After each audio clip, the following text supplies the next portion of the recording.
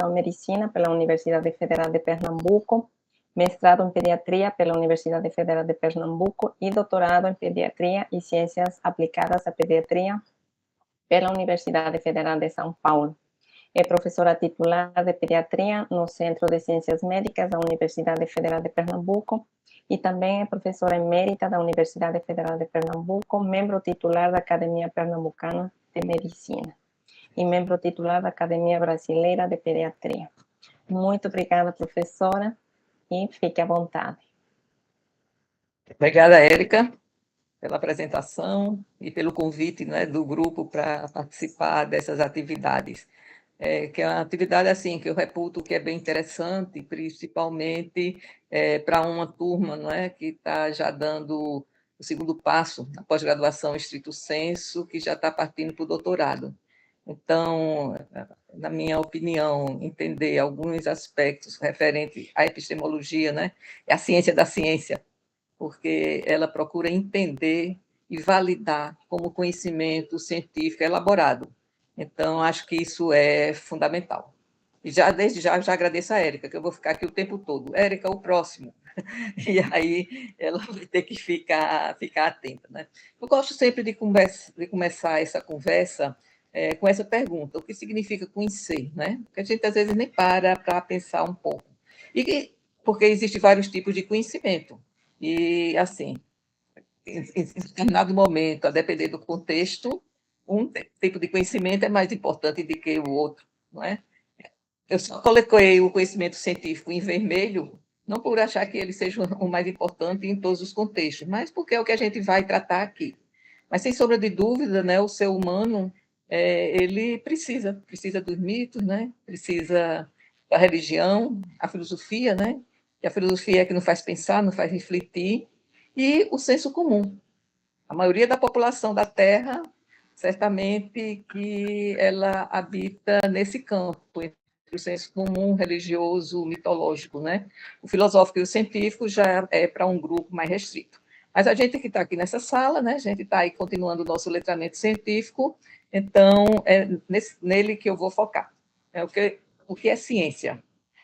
Alan Chalmers, que é um filósofo da ciência inglês, ele tem um livrinho que é livre, ele está livre na internet, e o título é O que é ciência afinal? E eu acho que essa é uma reflexão que é importante a gente fazer, porque se a gente sabe aquilo que está fazendo, as coisas, para mim, ficam bem mais fáceis da gente entender o passo a passo da construção do fato científico. O próximo, Érica, por favor. Eu gosto sempre de, no início, recordar um pouco o principal foco da aprendizagem do adulto, não é? Porque durante muito tempo se usava as mesmas teorias que se usava para a criança, ou seja, a pedagogia, não é? Como se ali explicasse como se dá o processo de aprendizagem ao longo de todo o desenvolvimento do ser humano. Mas os adultos não, né? Os adultos, eles aprendem de uma forma diferente das crianças. Daí a importância desse conceito da pedagogia. Raul, teu microfone ligou. Ok. Na questão da andragogia, não é? E um conceito que Altubel traz, que é bem importante, é a aprendizagem significativa. Ele diz assim, resumindo, não é? De uma maneira bem simples, que o adulto ele precisa ter a vontade, ele precisa ter a curiosidade para se aprofundar em qualquer em determinado tema. E uma aprendizagem só mecânica, que é aquela que a gente vê basicamente ao longo da vida em muitas escolas e em muitas até faculdades, aquilo assim, ela não tem um impacto muito grande. Mas a aprendizagem por descoberta, a aprendizagem por recepção, e o que seria isso? O próximo. Isso significaria que o adulto ele precisa já ter plantado na sua mente alguns fatos que ele chama subsussores, ou ponto de ancoragem. Então, quando a gente tem esses organizadores prévios, a cada novo conhecimento que surge, a gente vai sabendo exatamente onde aquele conhecimento vai colar nessa árvore do conhecimento. E aí vai ficando mais fácil o processo de aprendizagem.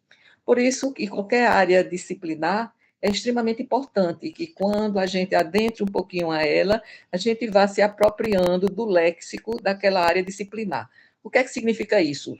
Thomas Kuhn, que eu vou até falar um pouquinho mais lá na frente, foi que chamou muita atenção para isso no final da sua carreira, porque quando ele chegou no final da sua carreira, pela década de 1990, ele faleceu no início dos anos 90, ele fez uma reflexão de 30 anos, desde o livro inicial que ele lançou, que era a Estrutura da Pesquisa Científica, em que ele falava na questão dos paradigmas, mas aí ele percebeu que é muito mais, porque dentro de cada área disciplinar, a gente precisa dominar aquele léxico, que são os conceitos, que são os termos que são usados, que são as teorias, que são os métodos de pesquisa. Então, isso é que faz com que a gente, entendendo o significado desses termos, com que o aprendizado ele se dê de uma forma. Então, esses são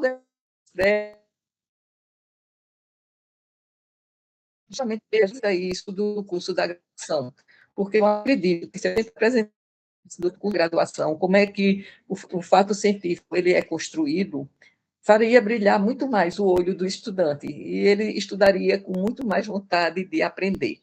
Então, o curso é sobre as bases epistemológicas de vários fatos científicos que vão ser narrados ao longo dos próximos dias. E a epistemologia é isso, é uma reflexão sobre o fazer científico. Então, ela está preocupada em entender, desde o processo, quando surge a ideia, até foro de verdade daquele fato que é construído. Já a metodologia científica, ela também é uma área do conhecimento que é bastante ampla, porque ela vai nos dar as ferramentas para a gente poder refletir sobre os métodos e técnicas de pesquisa que a gente utiliza, também sobre a forma que a gente vai analisar, a gente vai conhecer, a gente vai até poder criticar as abordagem teórica que existe sobre determinado fato. Então, são 3 campos de conhecimento: epistemologia, metodologia científica e método e técnica de pesquisa, que eles são fundamentais na formação do pesquisador. O próximo, por favor. Então, eu gosto sempre de falar e depois reforçar um pouco aquilo que é dentro do espírito de Ausubel, para ir plantando esses pontos de ancoragem. Então, a epistemologia é isso, ela trata da natureza, da origem, do método e da validade do conhecimento. E estuda também o grau de certeza. Eu botei o grau de certeza em itálico porque, infelizmente, tem muitas pessoas que não entendem que o fato científico é uma construção e fala em verdade científica. A verdade científica, naquele mesmo conceito que existe na filosofia moral, ela não existe na ciência. Porque a gente pode ter, são teorias, são explicações que têm uma probabilidade maior de realmente representar e explicar aquele fenômeno que está sendo estudado. Mas a gente nunca sabe o quão perto ou quão distante está para entender mesmo aquele fenômeno. Por isso que as explicações, que são as teorias, elas são representações, né, do fenômeno. Porque a partir de novos fatos, a partir de uma nova mudança de olhar sobre velhos fatos, a explicação ela muda. Então, não existe uma verdade absoluta na ciência. Então, a epistemologia ela dá para a gente esse tipo de olhar. Já a metodologia científica diz respeito a um campo científico cujo objetivo está ligado ao estudo do método. Porque qualquer que seja o método que a gente vai usar na ciência, e o método não é universal, não existe um método único que todas as áreas da ciência possam seguir aquele caminho para chegar a um conhecimento próximo do verdadeiro. Isso era um sonho que acabou já há muito tempo. No início do século XX, quando o positivismo lógico ele surgiu com essa idealização, mas depois viu que, dentro da complexidade dos fatos da natureza, isso era impossível.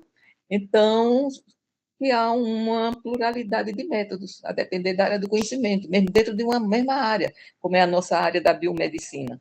E daí, a metodologia científica, ela dá para a gente as ferramentas intelectuais para a gente analisar e poder responder se, em busca de um determinado conhecimento, foram feitas as melhores opções.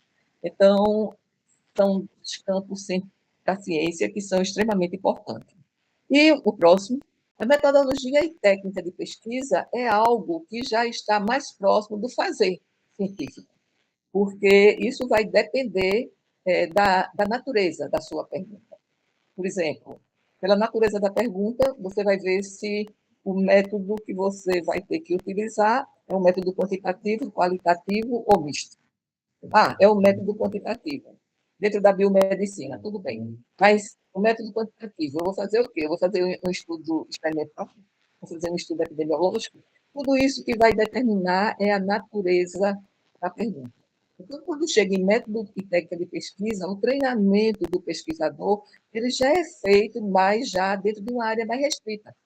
Embora a epistemologia, a metodologia científica, o céu é o limite para a gente ler e refletir sobre isso, em relação ao método e técnica de pesquisa, a gente precisa ter foco, porque dificilmente você vai ter um pesquisador que seja capaz de, vamos dizer assim, ser bom na utilização de diferentes métodos e técnicas de pesquisa. Então, ele vai, de uma certa forma, selecionando isso. Né? Um exemplo aqui, o professor Raul, né, que é médico como eu, mas desde cedo ele enveredou na sua vida de pesquisador pelo método experimental. Né? Próximo. Então, é uma trajetória bem diferente da minha. E aí a gente pode se perguntar, e o que é possível de se conhecer? Do parente do aparente? Ah, isso o pessoal que sai da ciência diz, isso aí é o senso comum. O senso comum, ele vê o aparente do aparente e, certamente, a maioria das pessoas no mundo se contenta com esse tipo de conhecimento. Explicação, uma explicação ligeira. Nem sabe que por trás do aparente tem um oculto, mas não tem uma curiosidade de tamanho suficiente para ir atrás, para entender o que é esse oculto. E aqui está em vermelho, porque esse é o campo da ciência.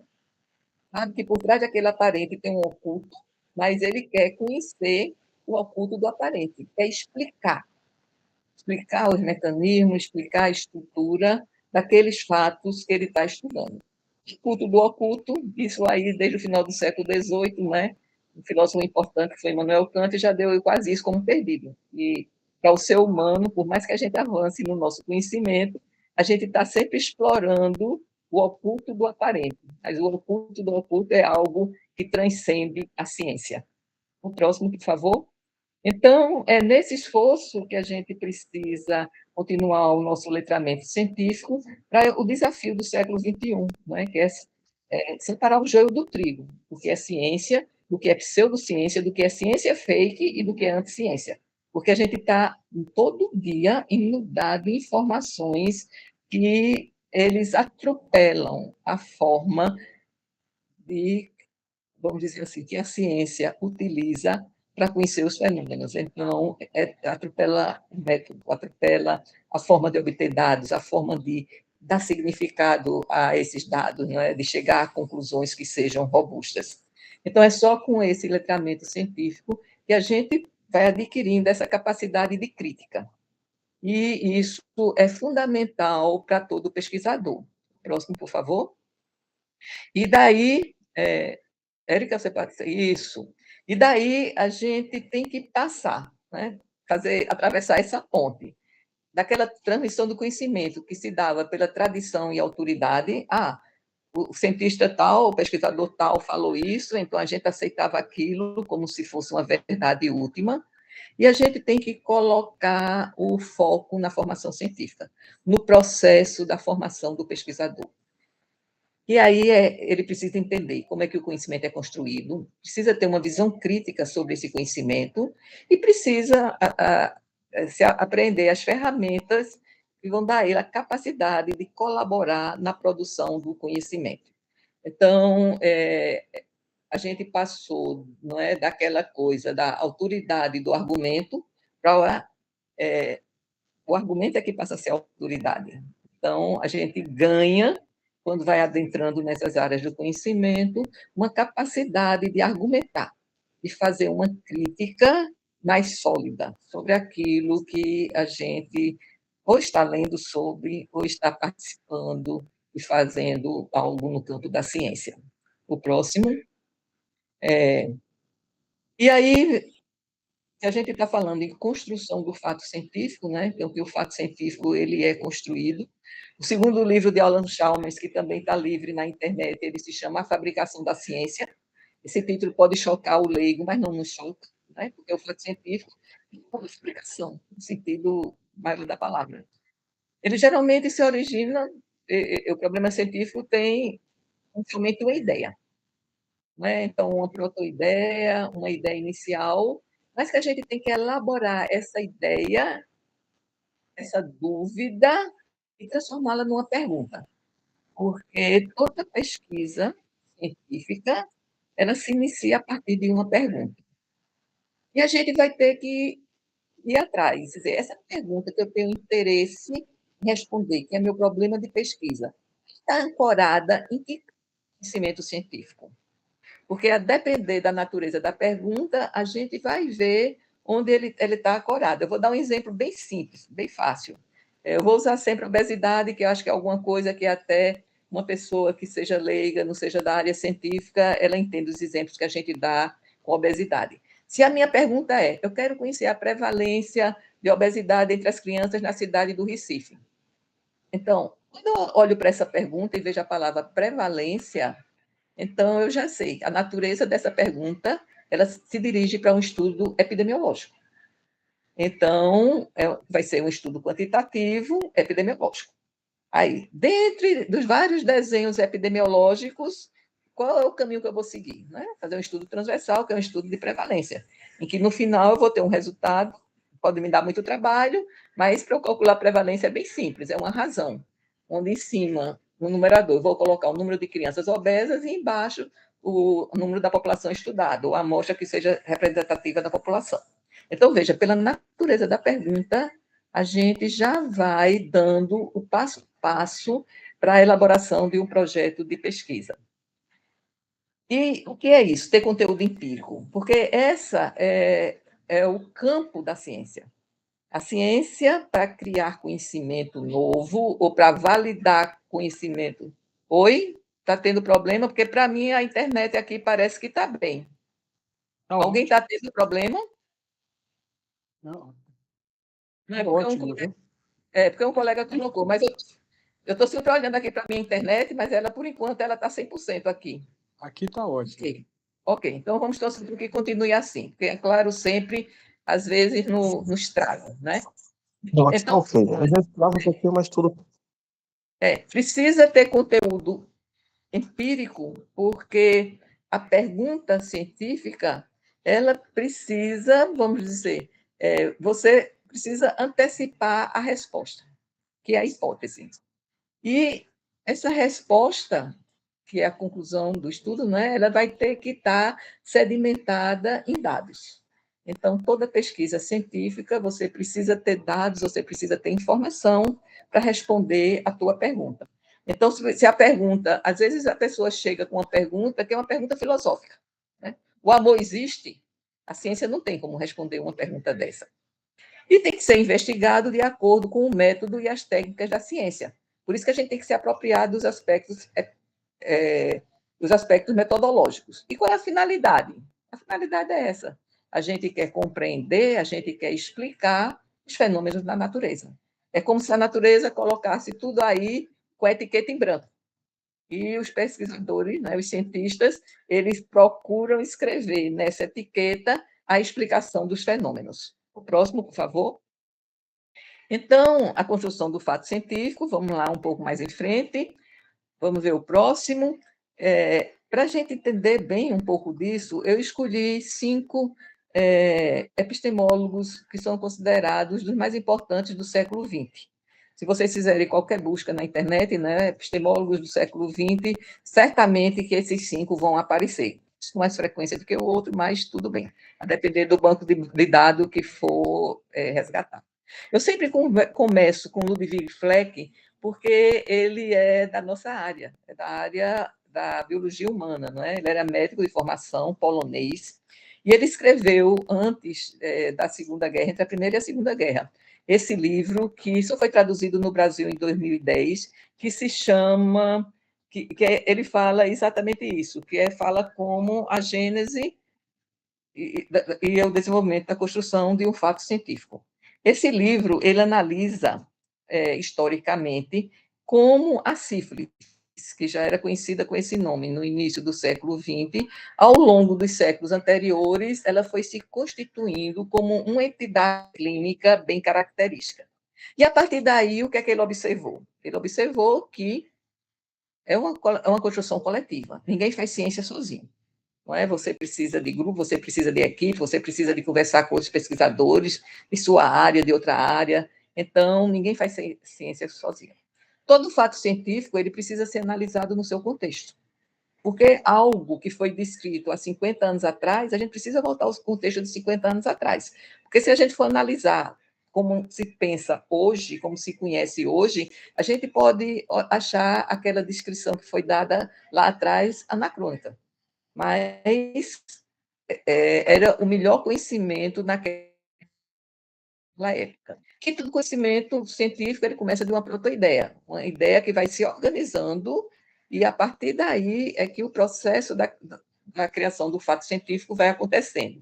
E com isso ele identifica que, a depender da natureza dos fenômenos que vão ser estudados, se formam coletivos de pensamento, com estilo de pensamento próprio.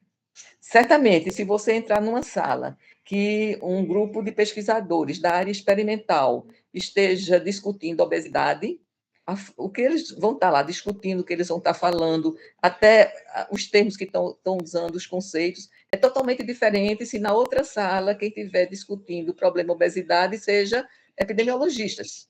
E na terceira fase, na terceira sala, seja clínicos gerais. Na quarta sala, seja endocrinologistas. Porque, a depender do coletivo e do estilo de pensamento, o olhar que se dá para um problema, ele pode ser diferente. E ele identificou também 2 tipos de público. Um público chamado esotérico, com S, que é exatamente quem faz parte desse campo da ciência, que a gente aprende a se comunicar até com um jargão próprio, né? E dentro do campo científico, nas sub-áreas, esse jargão vai ficando cada vez mais aprimorado. E tem o público esotérico com X, que seria o público externo. Aqui entra uma outra coisa que eu acho extremamente importante, que é a questão da divulgação científica, não é?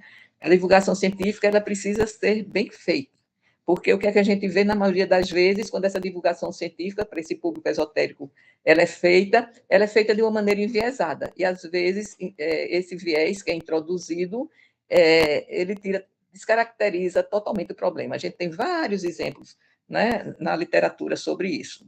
E hoje a gente ainda conta com o desserviço das redes sociais, porque todo mundo nas redes sociais é especialista, é cientista e acha que sabe tudo. E aí fica deturpando o conhecimento científico. Então, criando fake news, coisa desse tipo. O próximo autor que eu vou referir, esse aqui todo mundo conhece, né? Karl Popper, porque esse livro, A Lógica da Pesquisa Científica, é extremamente conhecido, né?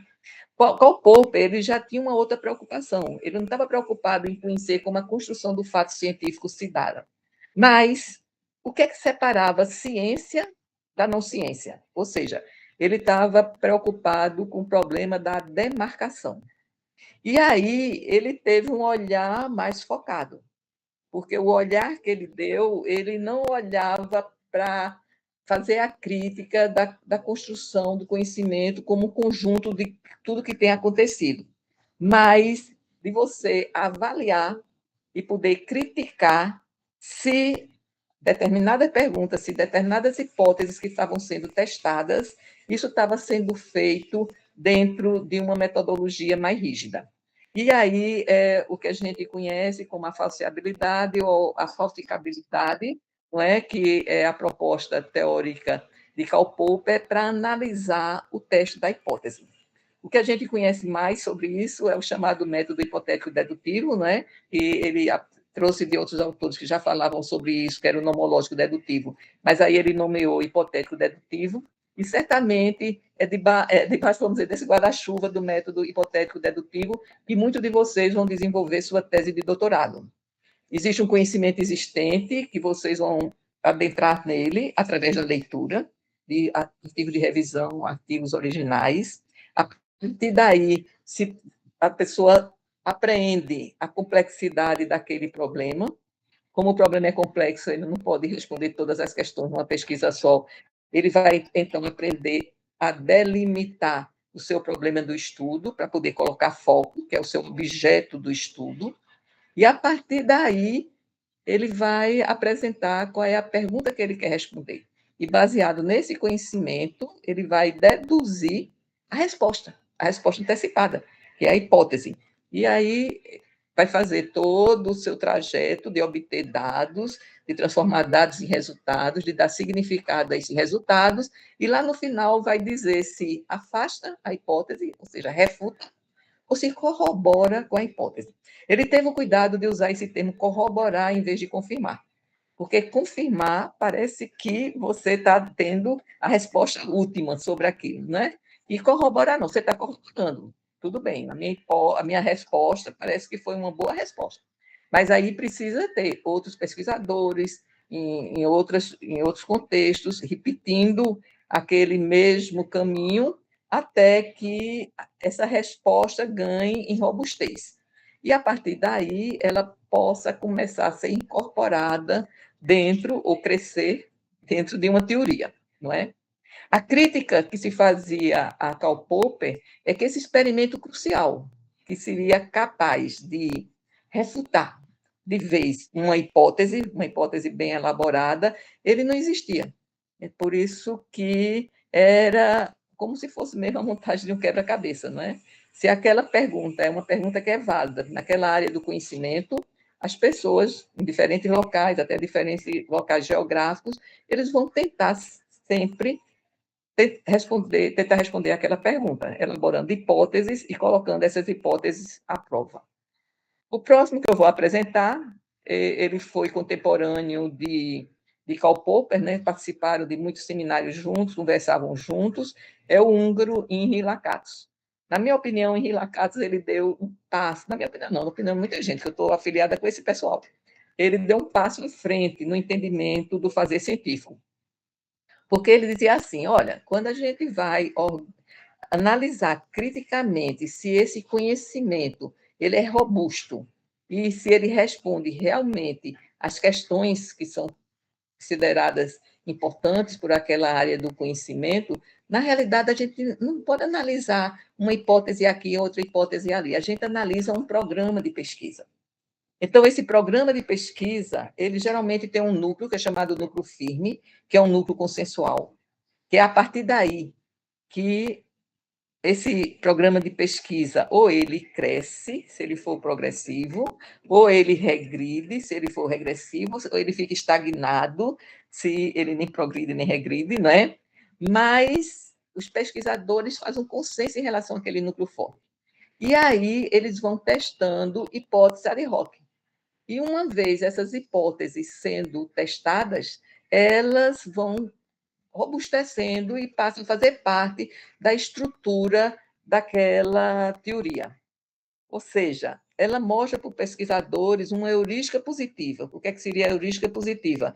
Mostra caminhos que ele pode seguir e que, a partir daquelas questões iniciais que são consensuadas, aquela explicação ela vai progredindo e vai se tornando bem abrangente.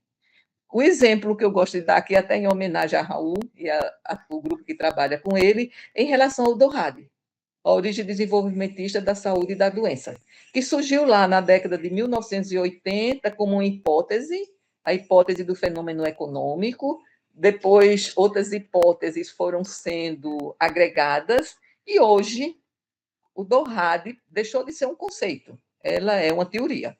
Eu creio que Raul concorda comigo. Ela foi um conceito no início, mas hoje ela já tem tanta evidência empírica, e não é só em relação a questões ligadas ao que ela queria explicar em princípio, que era a questão da obesidade, a questão de comorbidades associadas à obesidade em bebês que eram nascidos com retardo de crescimento intrauterino. Esse foi o pontapé inicial. mas ela foi se mostrando tão robusta. E o núcleo forte dela, o consenso dela, está na biologia do desenvolvimento. O mecanismo que explica isso está em outro campo teórico, que é a epigenética. Mas aí eu não vou me alongar aqui. Mas isso foi ganhando uma dimensão, e hoje o Dorrade é uma família de teorias que explica muita coisa na área da saúde humana. Então, Lakatos, vendo essa diferença na forma de abordar em relação à de Popper, ele passou a chamar o dele o falsificacionismo sofisticado, não é? Porque ele tem um poder de explicação de como o conhecimento científico é construído muito maior do que o de Popper.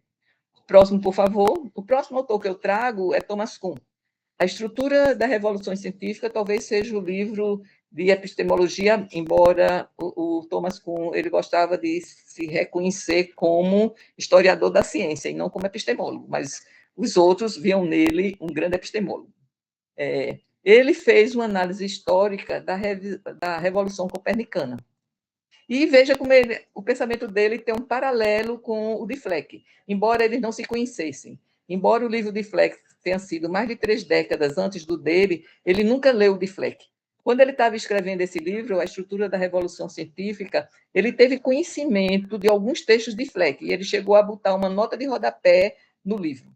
Mas só depois foi que ele teve conhecimento do livro, porque aquele outro livro que eu falei lá, do Fleck, ele só foi traduzido para o inglês na década de 1970. E esse livro, A Estrutura da Pesquisa Científica, é da década de 1960. Mas aí ele conseguiu, com o Merton, dinheiro para fazer a tradução para o inglês do livro de Fleck, né? Então, mas isso pacificou. Foram dois pensaram semelhante, mas eles não tiveram ocasião, eles não se conheceram pessoalmente. E ele fala nisso, né? Que existe a presciência, é quando você tem as proto-ideias, mas você tem hipótese que está sendo testada, mas você ainda não tem uma explicação robusta, não tem uma teoria que explica aquilo, né? Chamou de ciência normal essa parte, que é a parte da formação, que ele chamava que o pesquisador trabalha debaixo de um guarda-chuva, que é o paradigma.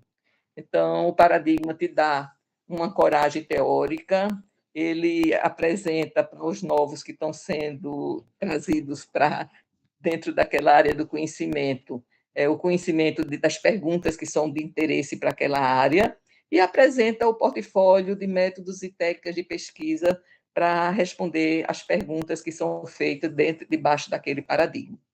E ele chamou de revolução científica quando acontece alguma anomalia. Surge uma pergunta, surge algo que aquele paradigma ele já não dá conta de responder. Aí por isso que ele falou na Revolução Copernicana. Você olha para o mesmo fenômeno, mas é como se estivesse usando um outro óculos, né? Então, antes da Revolução Copernicana, se achava que a Terra estava parada e o Sol girava em torno da Terra.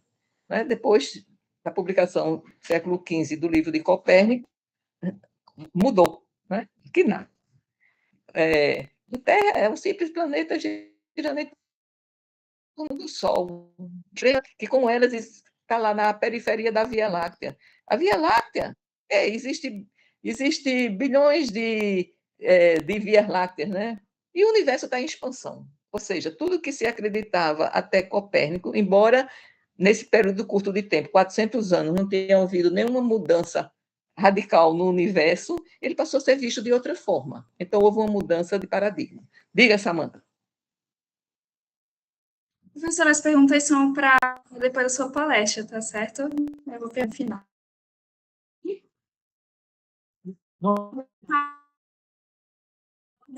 Tá. Tudo bem. Isso. É porque eu sempre sou habituada quando levanta a mão, aí eu paro e digo, vá, pergunte, aí depois eu continuo. Eu vou manter levantada porque cria uma fila. Isso. Vamos seguir a norma. Isso. Então, o pensamento de Thomas Kuhn, ele faleceu em 1992, né? Ele evoluiu nesse tempo, né? Depois ele achou que paradigma era um termo muito forte e passou a usar o termo matriz disciplinar. E na última publicação dele, que foi no livro Pós-Morte, ele passou a usar o léxico disciplinar. Ou seja, o léxico disciplinar é aquilo que eu falei rapidamente anteriormente. Não é? Cada área do conhecimento, ele começa a ser educado para ver determinados problemas de uma determinada forma. Quando a gente entende isso, é importante, porque muitas vezes, para um determinado fenômeno, existem vários programas de pesquisa em competição. E se a gente não sabe disso, e até pela autoridade a gente se afilia só a um modo de ver para aquele problema, a gente pode perder a oportunidade de ter explicações que são melhores. Então, a gente fica dentro da caixinha. Então, eu não que acho bom ficar dentro da caixinha, é bom que essa caixinha tenha várias janelas e uma porta bem ampla, porque quando aquilo não está explicando de uma maneira tão satisfatória o fenômeno que está se estudando, bom, ver as outras abordagens teóricas, as outras explicações, porque a gente, de repente, pode até se afiliar a uma outra forma de olhar para aquele mesmo problema. Laudan, que é o próximo, que esse foi... Não, Feyerabend, ele foi contemporâneo, né, de Popper, de Kuhn, e eles se reuniam com muita frequência. E o livro mais famoso de Paul Feyerabend é esse aqui, Contra o Método. Eu digo sempre, quem só leu A Orelha vai achar que ele é contra o método científico. Não. Ele é contra um método único que possa ser utilizado em todas as áreas do conhecimento, por conta da questão da particularidade de cada área. Então, quando ele fala em pluralismo metodológico, alguns não entenderam no início e dizia que ele era um anarquista científico, para ele tudo vale. Não, não é tudo vale. A gente não pode. Hoje, para a gente, isso é bastante claro, mas há 50 anos atrás era motivo de discussão. As perguntas da área das humanas é diferente das perguntas da área da biologia. E os caminhos que a gente vai seguir para conseguir as respostas vão ser caminhos diferentes, mas nenhum deles atropelando a questão do método científico. O método tem as suas particularidades. Em cada área, ele tem sua particularidade. E ele também falava isso, que a ciência tem influência do momento histórico, né? Se a gente olhar no século XXI, a gente vê uma série de aberrações que aconteceram ali durante o nazismo, o stalinismo, e que hoje a gente olha assim e diz, como é que aquilo pôde acontecer? Mas hoje ainda está acontecendo umas coisas meio doidinhas também, não é? E ele chamava a atenção para isso. A falibilidade das teorias não era dizer que todas as teorias são falíveis. Não. Existe um potencial daquela teoria chegar a um determinado momento e não ter mais poder explicativo. E aí essa teoria tem que ser reformulada. Ela tem que ser acrescida de novas informações. E aí, por isso que ele defendia a pluralidade teórica. Eu, particularmente, eu gosto muito do Feyerabend, o Contra o Método e Adeus à Razão. Eu acho que são 2 livros básicos que, se vocês tiverem interesse de ler, vão começar a ver a ciência com outros olhos. E Laudan é o próximo, que eu acho que está aí na tela. Ele é um filósofo mais jovem, né? Ele faleceu faz pouco tempo, só 3 anos atrás. E ele via isso, a ciência como uma atividade de soluções de problema. E ele dizia, em vez de falar em paradigma fechado, aquela caixinha toda fechada, vamos falar em tradições de pesquisa, que são crenças, são métodos mais amplos que abrigam várias teorias. E é isso que é a ciência contemporânea. Quando a gente quer entender um determinado fenômeno da natureza, um conjunto de fenômenos, a gente tem que fazer esse trabalho de garimpagem para entender qual a melhor explicação existente para aquele fenômeno. E a explicação não está numa teoria única, porque os fenômenos são complexos. Ele está em famílias de teoria. E aí, quando a gente está usando famílias de teorias, a gente precisa ter uma noção do grau de parentesco entre essas teorias. Porque, por exemplo, eu já tive a oportunidade de, um exemplo bem pontual, de estar vendo uma qualificação de resultados de um doutorado em que a abordagem teórica apontava para um lado e a forma como a pessoa analisou os dados, ele ia na contramão da abordagem teórica. Porque a abordagem teórica era uma visão salutogênica da saúde, e a pessoa analisava os dados como se fosse fator de risco. Fator de risco, ele está dentro do guarda-chuva da salutogênese, da patogênese. Então, enfim, foi bom assim, porque deu tempo, né? o aluno teve que reanalisar todos os seus dados, porque o que ele estava vendo dentro do olhar salutogênico eram os fatores de proteção e não os fatores de risco. Então, a forma de usar a técnica estatística era de outra forma. E deu tudo certo no final, e ele defendeu a tese numa boa. O próximo. Eu cito só Claude Bernard, né, porque é um ícone na área da biomedicina, e já lá, no final do século XIX, o que é que ele dizia? A medicina científica, porém, só pode constituir-se, tal como as outras ciências, por via experimental, quer dizer, a aplicação imediata e rigorosa do raciocínio aos fatos, que a observação e a experimentação nos fornecem. Então, ele já dava aqui aquela coisa da crença, do achismo, que não é, né? Então, a medicina, claro, ela tem muito mais do que uma base em várias ciências, porque ela também está embasada nas humanidades médicas.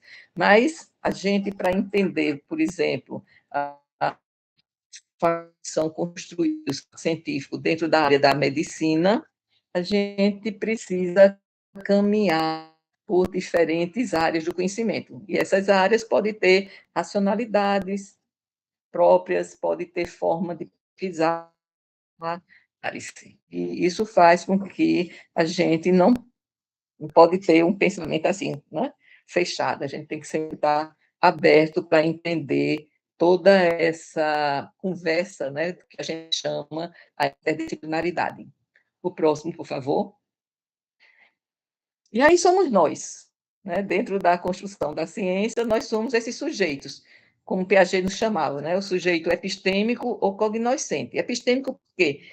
Porque a gente constrói todo esse conhecimento. Então, são as estruturas mentais, né? Nós, como humanos, ao longo da evolução, o desenvolvimento do neocórtex, confere a gente a habilidade de olhar para esses fenômenos e classificar, comparar, induzir, deduzir respostas, fazer analogia, usar metáforas, modelos. Então, essa capacidade intelectual que a gente tem, quando a gente caminha para o campo da ciência, ela precisa germinar, ela precisa florescer. É ela que possibilita que a cultura científica, da cultura humana, seja uma coisa tão importante, né? O próximo. E aí, como vai surgindo todo um léxico dentro da ciência como um todo, e algumas particularidades em cada área do conhecimento. E a gente precisa entender, dentro de cada contexto, o significado desses termos, para poder a gente se comunicar. Né? A gente se comunica por via oral ou a gente se comunica por via escrita. E aí a gente precisa entender o que é uma ideia. Uma ideia é diferente de uma pergunta de pesquisa. A pergunta de pesquisa é algo mais elaborado, é uma ideia elaborada. Por isso que a gente chama pergunta condutora ou pergunta norteadora. Ela já está dando uma condução, já está dando um nó para o fazer. Né? O que é uma conjectura? Quando eu estou conjecturando, quando eu estou hipotetizando. Não, quando essa hipótese não é um conjunto de hipóteses, mas aquilo já caminhou e já forma uma teoria. Né? A importância dos modelos da ciência. Como é que eu vou entender um fenômeno complexo se eu não tiver um modelo fazendo a mediação, não é? E que permita eu ver a estrutura daquilo que eu estou estudando, não é? Por isso que eu preciso entender o que é modelo, porque toda pesquisa científica, quando eu estou fazendo um projeto, eu estou fazendo uma modelagem. Eu vou testar um modelo. O que é o meu objeto do estudo? O meu problema do estudo está lá dentro do meu objeto do estudo. Então, quando eu falo assim, o tema é uma coisa bem ampla, o objeto do estudo já é algo mais focado e o meu problema do estudo ele é mais focado ainda. Mas quando eu delimito o meu problema do estudo, eu preciso saber se algo ficou de fora e que era de importância para que eu chegasse a uma robusta, mas que por vários motivos não foi viável, mas é aquilo vai dar um limite às conclusões que eu posso tirar. É aí que entra a crítica. Quando a gente faz isso de uma maneira adequada, isso, do ponto de vista da formação do pesquisador, é de uma importância grande, não é? E aí eu vou fazer as observações, os experimentos, fazendo minhas melhores escolhas, E quem que vai dizer para mim que as minhas melhores escolhas dentro do contexto que eu estou vivendo? É a crítica. Dentro do portfólio de caminhos que são apresentados, eu sou viável naquele contexto, não é? E aí, entender que, se eu estou testando uma hipótese, a gente não testa a teoria, a gente testa a hipótese. Né? E aquela hipótese, ela vai ser depois incorporada e enriquecer aquela teoria. Ela pode ser corroborada, ou ela pode ser refutada. Então, todo o significado dessas palavras, eu até brinco com os alunos do mestrado, vocês aqui já devem fazer isso. Eu digo, olha, começa a fazer um glossário. Toda vez que você estiver vendo um termo e aparece uma palavra nova, escreve aquele termo, escreve o significado naquele contexto, porque você vai usando, você vai olhando para aquilo, aí daqui a pouco você já está aqui, ó, na memória biológica, um glossário bem amplo, e começa a usar as palavras com propriedade. Porque, a depender do contexto, a mesma palavra pode ter significado diferente. Mas aí, se você aprende por esse caminho, você vai usar aquele termo dentro do contexto adequado. O próximo, por favor. Eu tenho que me policiar, né, porque eu gosto muito de falar sobre isso. Aí eu tenho que olhar aqui, já o tempo aqui que começou, que é para não passar muito do tempo. Então, a teoria científica é isso. É um conjunto de conhecimentos que procura explicar fenômenos da natureza. Olha que beleza, né? Então, quando a pessoa é bem jovem, eu ouvi muito isso de aluno na graduação. Eu não quero saber de teoria, eu quero saber da prática. Mas toda a prática que a gente tem, ela já é embebida pela teoria. E aí a gente, para saber se está fazendo o melhor que pode, tem que ter um conhecimento teórico até em relação a coisas que a gente considera que só faz parte da prática. Não existe prática isolada de teoria. Uma teoria científica é algo que explica como certas coisas acontecem, ou por que elas acontecem. Elas não são palpites. Ela se baseia em ideias, né, hipóteses, que podem ser testadas. Uma teoria, no início, é uma ideia que começou ali como uma hipótese, mas foi sendo testada e passou por todos os testes a que foi sujeita. Logo que uma teoria falha em um teste experimental observacional, ela pode ser substituída por uma teoria melhor, uma teoria que tenha mais capacidade de resposta. Não é por isso que é aquela coisa que a gente escuta assim, mas a verdade é transitória. Sim, a verdade é transitória nesse sentido. Aquela verdade, que é o grau de certeza que você tem para explicar determinado fenômeno, podem surgir fatos novos, 10, 20, 30, 40 anos depois, se tem uma explicação melhor. Então, essa nova teoria vai substituir a antiga. O próximo, por favor.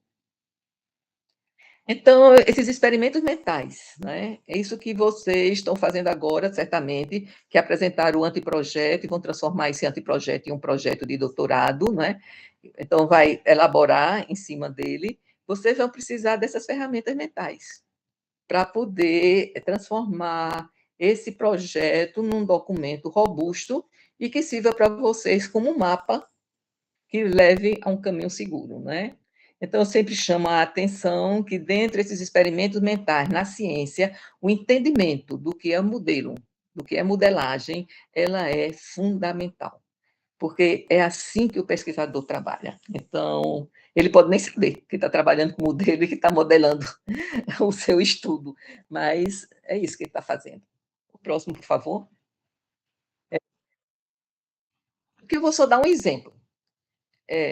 Uri Bronfenbrenner, ele é psicólogo, depois ele fez medicina, e a teoria dele mais importante é a chamada teoria bioecológica do desenvolvimento humano. Então, quando ele iniciou esse pensamento, ele estava focando no desenvolvimento humano. E aí ele dizia que o desenvolvimento humano, por exemplo, da criança, vai depender de diversos fatores, que são fatores biológicos, fisiológicos, metabólicos daquela criança. Mas também vai depender do meio que ela vive, o meio imediato, a família, os vizinhos, né, a escola. Essa conexão entre a família, os vizinhos e a escola também vai contribuir para o desenvolvimento dessa criança. Mas tudo isso ele está dentro do que a gente chama o ecossistema, que vai depender de onde essa criança nasceu, o bairro, a cidade, o estado, essa questão toda. E que tem um macrosistema, que são os valores sociais, culturais, que pode estar influenciando sobre tudo isso. Essa teoria dele é tão frutífera que hoje não é mais a teoria bioecológica do desenvolvimento humano, porque ela é utilizada em áreas que vão muito além de quem está interessado com a saúde, né? Então, isso aqui ele é um marco teórico. Você, quando absorve assim, essa visão teórica de Bronfenibrenner, você é capaz de colocar aqui no centro, que está aqui branco, qualquer fenômeno. E a partir daí você vai entendendo, certo? Então, o que eu estou mostrando aqui para vocês é um modelo teórico. Para me apropriar desse modelo teórico, aí eu vou precisar ler os artigos originais de Bronfenibrenner, que são textuais.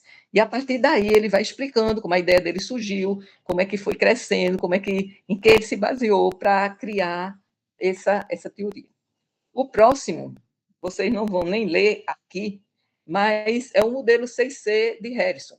O que é isso? Harrison já é uma pesquisadora americana que ela estava querendo entender sobre a obesidade infantil. Então, é o modelo 6C, baseado no modelo ecológico de Bronfenibrenner. Aí, olha, ela faz a mesma coisa. Ela bota os mesmos ciclos, só que vai mudando o nome, né? A célula, a criança, o clã, que é a família, a comunidade, o país, a cultura, né? E vai colocando dentro de cada ciclo, vocês não estão lendo, mas se vocês forem ler o artigo de Harrison, vocês vão ver bem direitinho, todas essas palavrinhas miúdas são as evidências empíricas que, baseado nessa visão teórica, pesquisadores de diversas áreas do conhecimento foram dando a sua contribuição. Então, se eu quero entender a obesidade na infância, eu olho para esse modelo 6C e olho para o marco teórico de Bronfenibrenner, e o que é que eu vou ver aqui é que nesse modelo aqui é um modelo onde uma teoria já dialoga com as evidências empíricas. Então, você começa a entender todos os fatores, todos não, os fatores mais citados na literatura que explicam a obesidade infantil. Se você quer fazer uma pergunta, a tua pergunta sobre a obesidade infantil que está interessado, ela pode estar em diferentes partes desse círculo. Mas é importante você conhecer o todo, que é a base teórico-empírica do seu estudo, porque aí você vai ter condições muito melhores de dar uma explicação mais robusta. O próximo, esse é um modelo conceitual. E aqui eu trago essa figura, porque, para mim, é uma das figuras mais interessantes que eu vi. Eu tenho uma inveja boa do autor que fez isso. Porque ele vai mostrando aqui, em verde, o desenvolvimento do conhecimento em relação à biologia, as teorias sobre a biologia, né? Quando a teoria da evolução de Darwin conversou com a genética mendeliana, que foi quando isso se deu lá na década de 40, né? Entrou a informação da epigenética e surgiu o chamado neodarwinismo, o neolamarquismo, e como, ao mesmo tempo, dentro da área médica e do sistema de saúde, foi progredindo o nosso pensamento. Eu trouxe isso aqui porque você vê, olha, que no início a gente tinha um modelo que era muito biomédico, mas aí na década de 1970 se deu um passo maior e o modelo de Engel biopsicossocial, que hoje já, em 2026, a gente já não fala nem modelo biopsicossocial, é eco-biocultural psicossocial, porque para explicar os fenômenos relacionados à saúde humana, natureza e ambiente, conversa o tempo todo. E olha aqui como no meiozinho aparece a sigla do DORAD, faltando um Hzinho, mas mostrando como esse conhecimento na área da biologia e a forma como foi evoluindo o pensamento na área da medicina, a partir do momento que começou a entender os determinantes sociais da doença, o DORAD foi capaz de juntar esses dois caminhos e tornar um caminho único, né? Então, que a complexidade, né, dos fenômenos humanos, né? E como tudo isso contribuiu para que hoje a gente entenda que natureza e ambiente é que explica os nossos fenômenos, né? E que é alguma coisa que não está só ali no início da vida, mas essa abordagem desenvolvimentista que olha ao longo do curso da vida, como se fosse um contínuo, desde intraútero até passando pela criança, a adolescência, a adultice e a velhice. O próximo, por favor.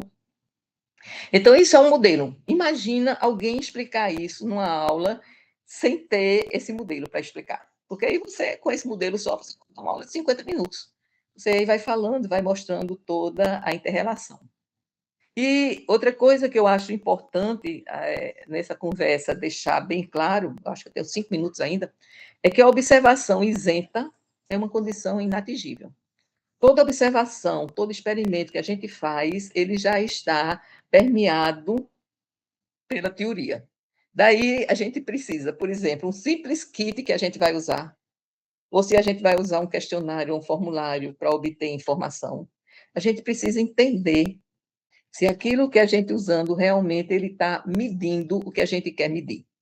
Então, essa questão, a metodologia te dá essa ferramenta de você analisar se o que você está utilizando para medir determinada coisa, se realmente está medindo o que você quer que meça. Porque se não acontecer isso, se o instrumento que você usa, ele não mede o que você quer que ele meça, o resultado que você vai obter não tem nada a ver com tua pergunta, com teus objetivos, com nada. Então, o estudo ele vai se auto-devorando.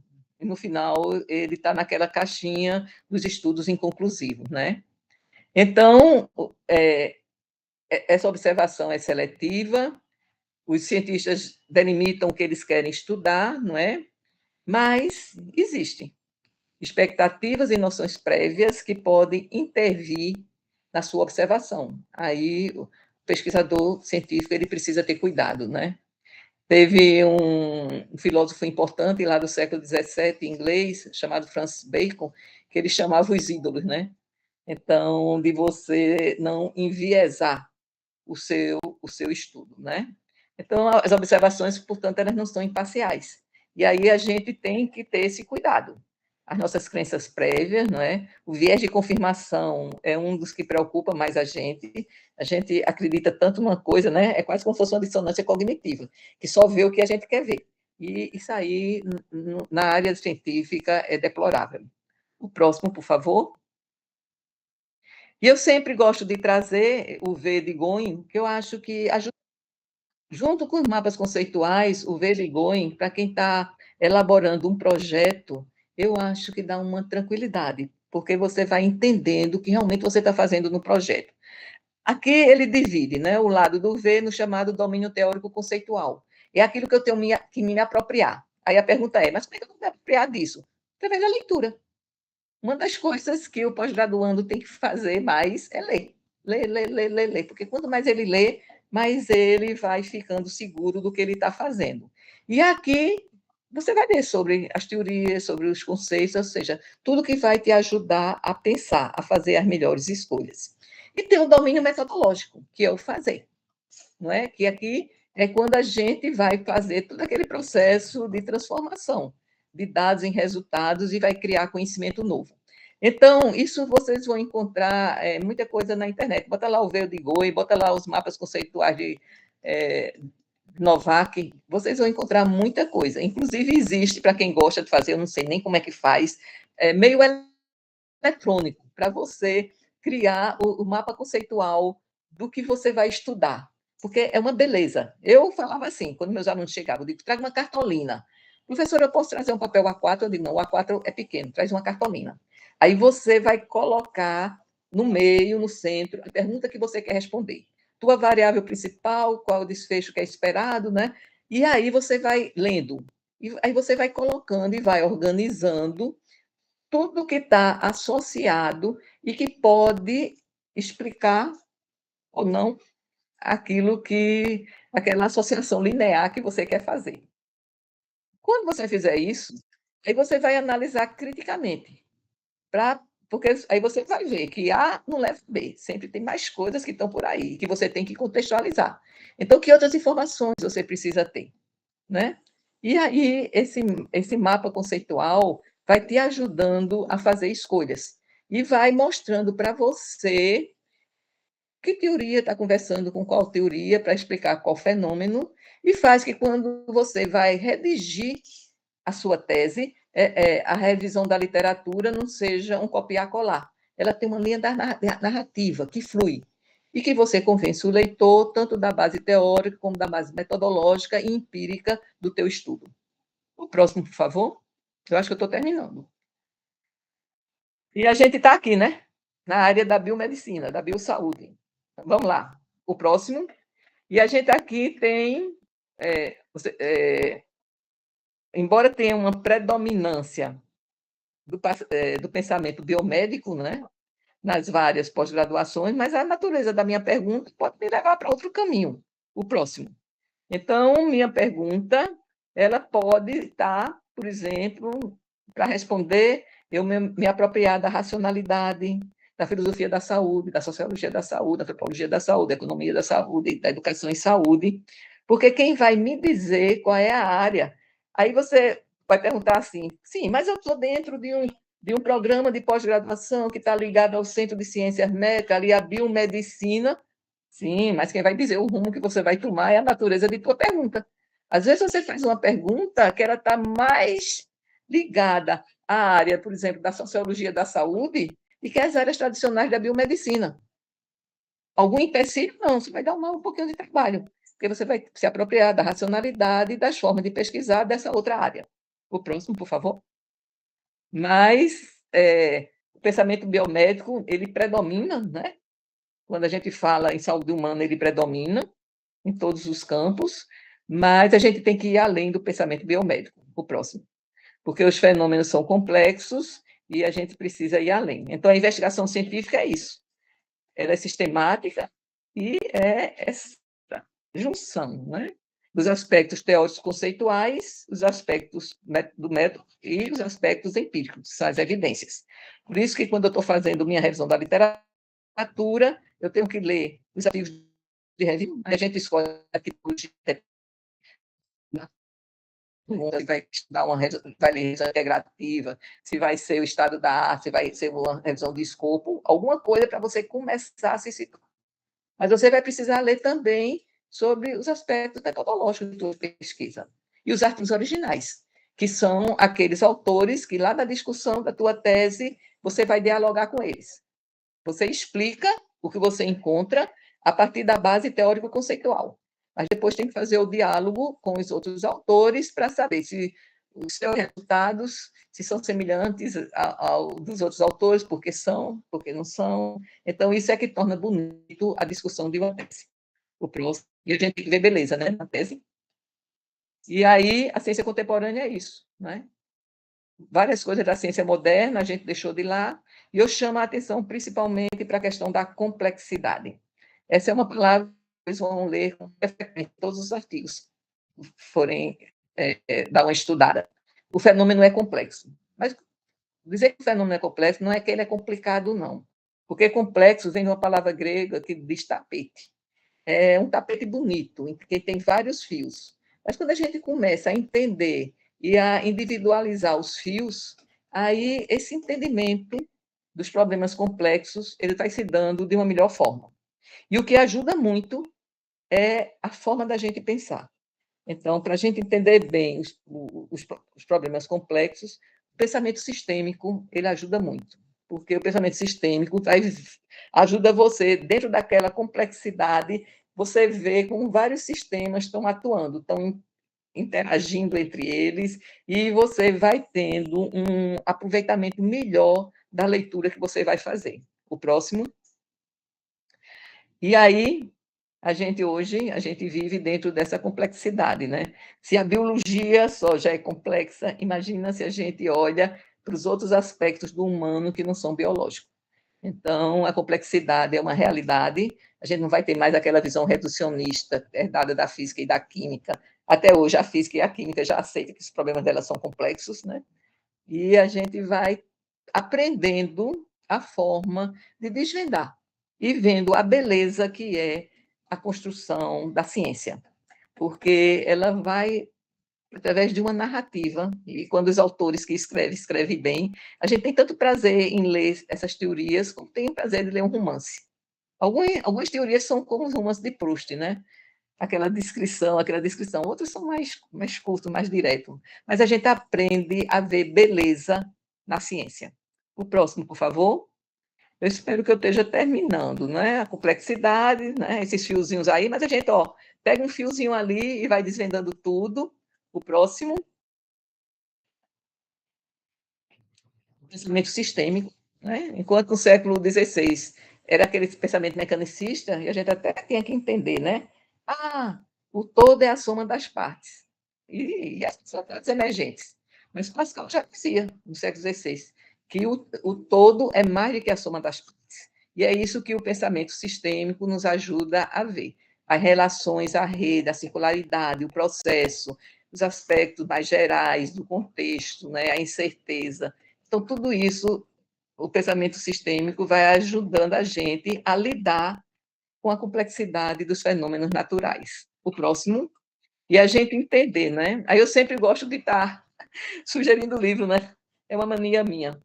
A Teoria Geral dos Sistemas é um livro seminal, né? Ele é da década de 1960, mas começou a ser elaborado por Bertrand Russell lá pela década de 1940, e ele te dá uma ideia geral sobre a questão do sistema, como é que você passa a pensar sistemicamente, né? Já esse livro de Capra e de Luiz já é um livro mais recente, né? Um livro já do século XXI, em que ele, utilizando o conhecimento que existe, teoria geral dos sistemas, biologia do desenvolvimento, biologia dos sistemas, uma série de coisas, evolução, tudo, ele já vai em várias áreas do conhecimento, saúde, economia, tudo, e vai mostrando como essa visão sistêmica da vida faz com que a gente passe a entender melhor os problemas, né? E esse outro livro, o livro de bolso do Sistema e Complexidade na Saúde, não tem nada do livro de bolso, é um livro bem grandão. Ele tem uma parte introdutória, que é mais a base teórica, que ele é uma beleza. Esses dois eu tenho em papel. O livro de bolso do Sistema e Complexidade em Saúde, eu tenho isso em PDF.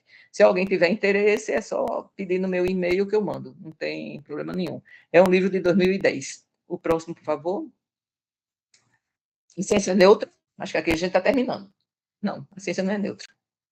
Porque ela está sujeita à influência do contexto social.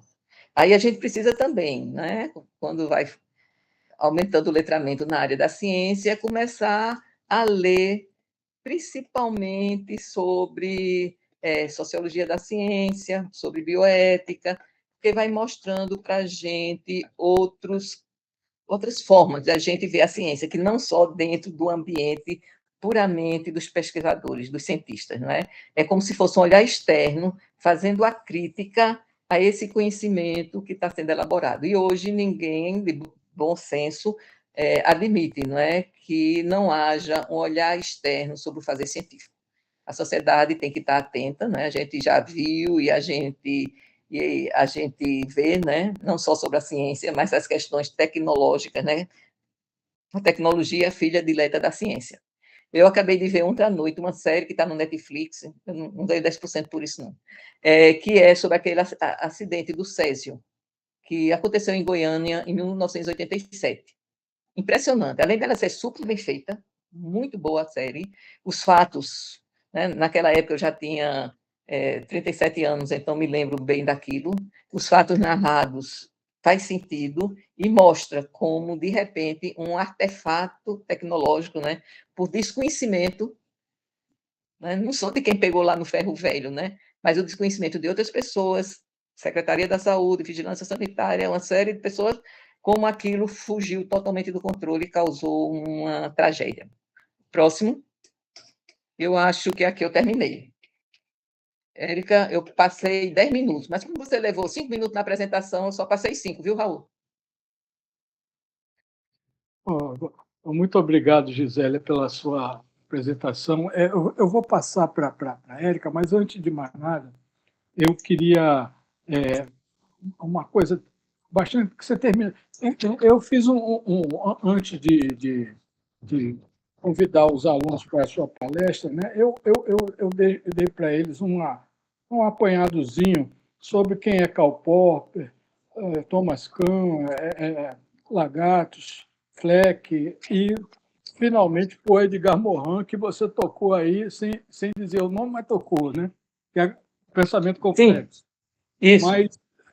Mas uma coisa que é importante, eu vou depois debater com os meninos sobre isso, é que a ciência, né, uma das coisas primordiais e importantes da ciência é a observação, né?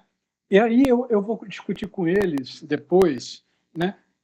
Que a própria observação é diferente de olhar, de ver, de perceber. A observação precisa ter uma teoria por detrás dela. Então, logo aí, ela não é neutra. Entendeu? Então, é muito importante se conhecer isso. Não é? Por que a observação não pode ser considerada neutra? Essa era a pergunta que eu ia fazer, mas, de qualquer maneira, você já na sua palestra, você já colocou a coisa de uma certa maneira que a gente pode inferir disso aí, não é? Mas eu vou passar... Gisélia, muito obrigado pela sua parte. Gisélia é uma pessoa que eu considero uma das mais importantes do ponto de vista teórico da epistemologia em Pernambuco, né? Ela já vem há muitos anos trabalhando com isso, então é uma honra para a gente tê-la aqui, não é? Numa palestra. Veja, só uma palestra já deixa um bocado de coisa na cabeça da gente, né?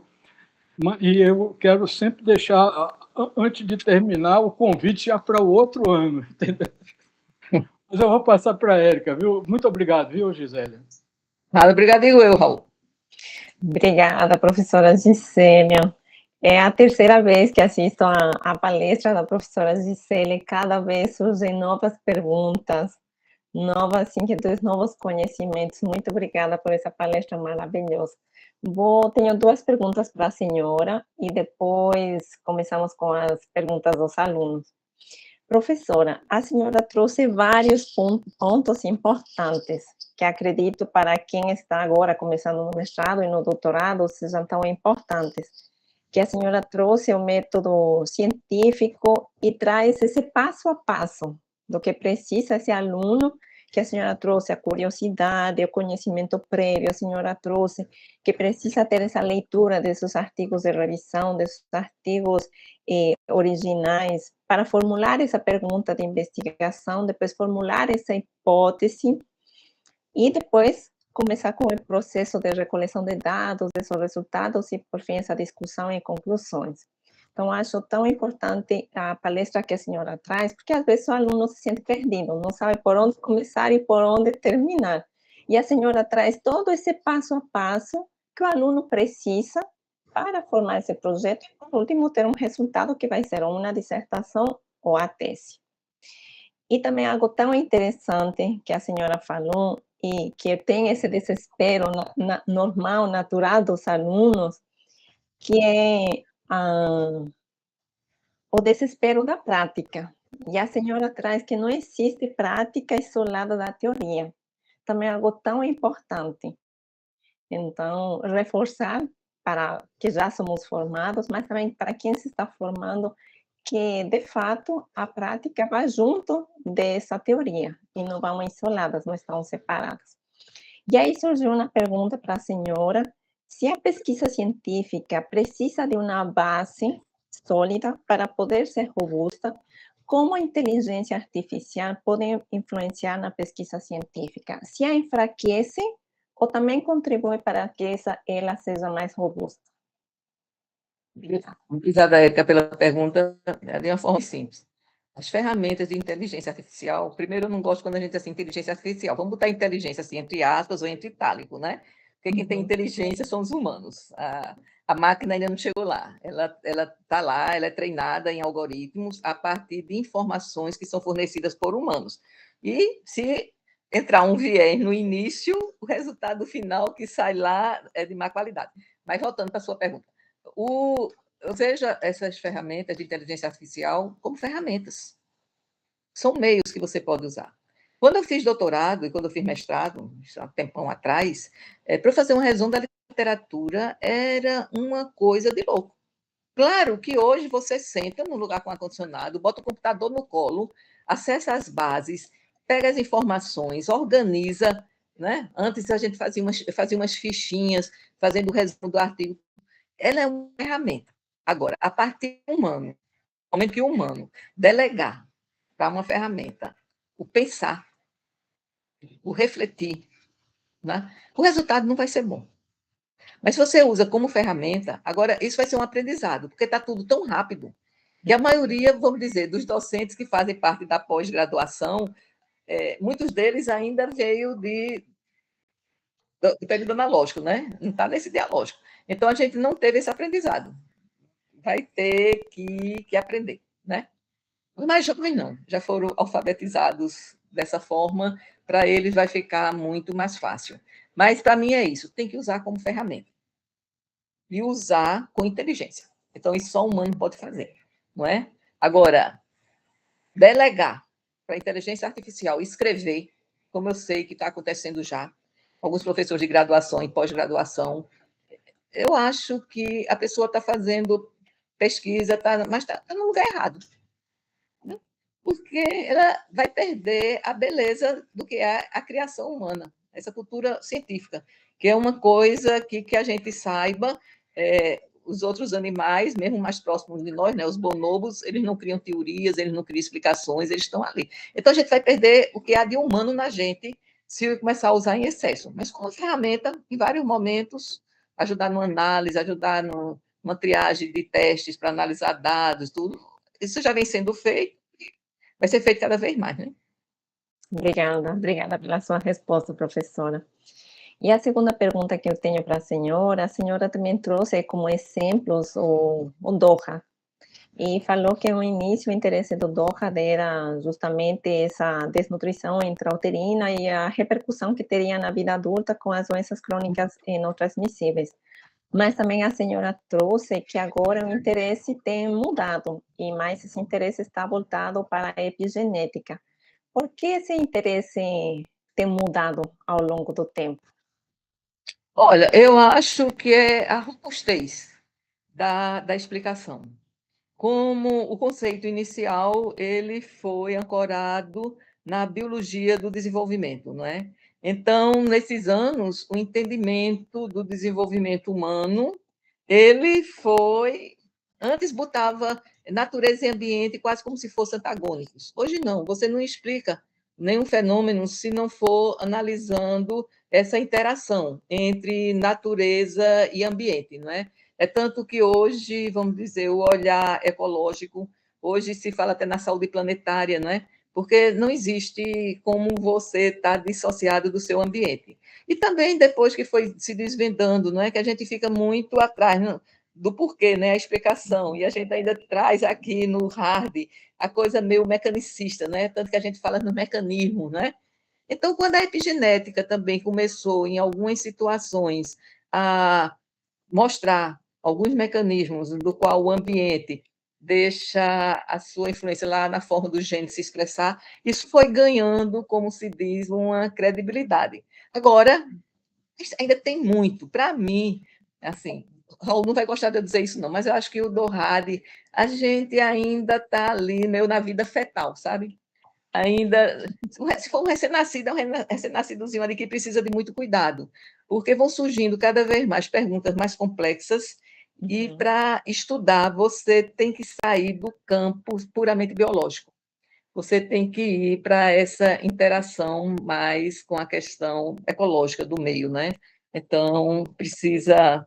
Mas eu acho promissor.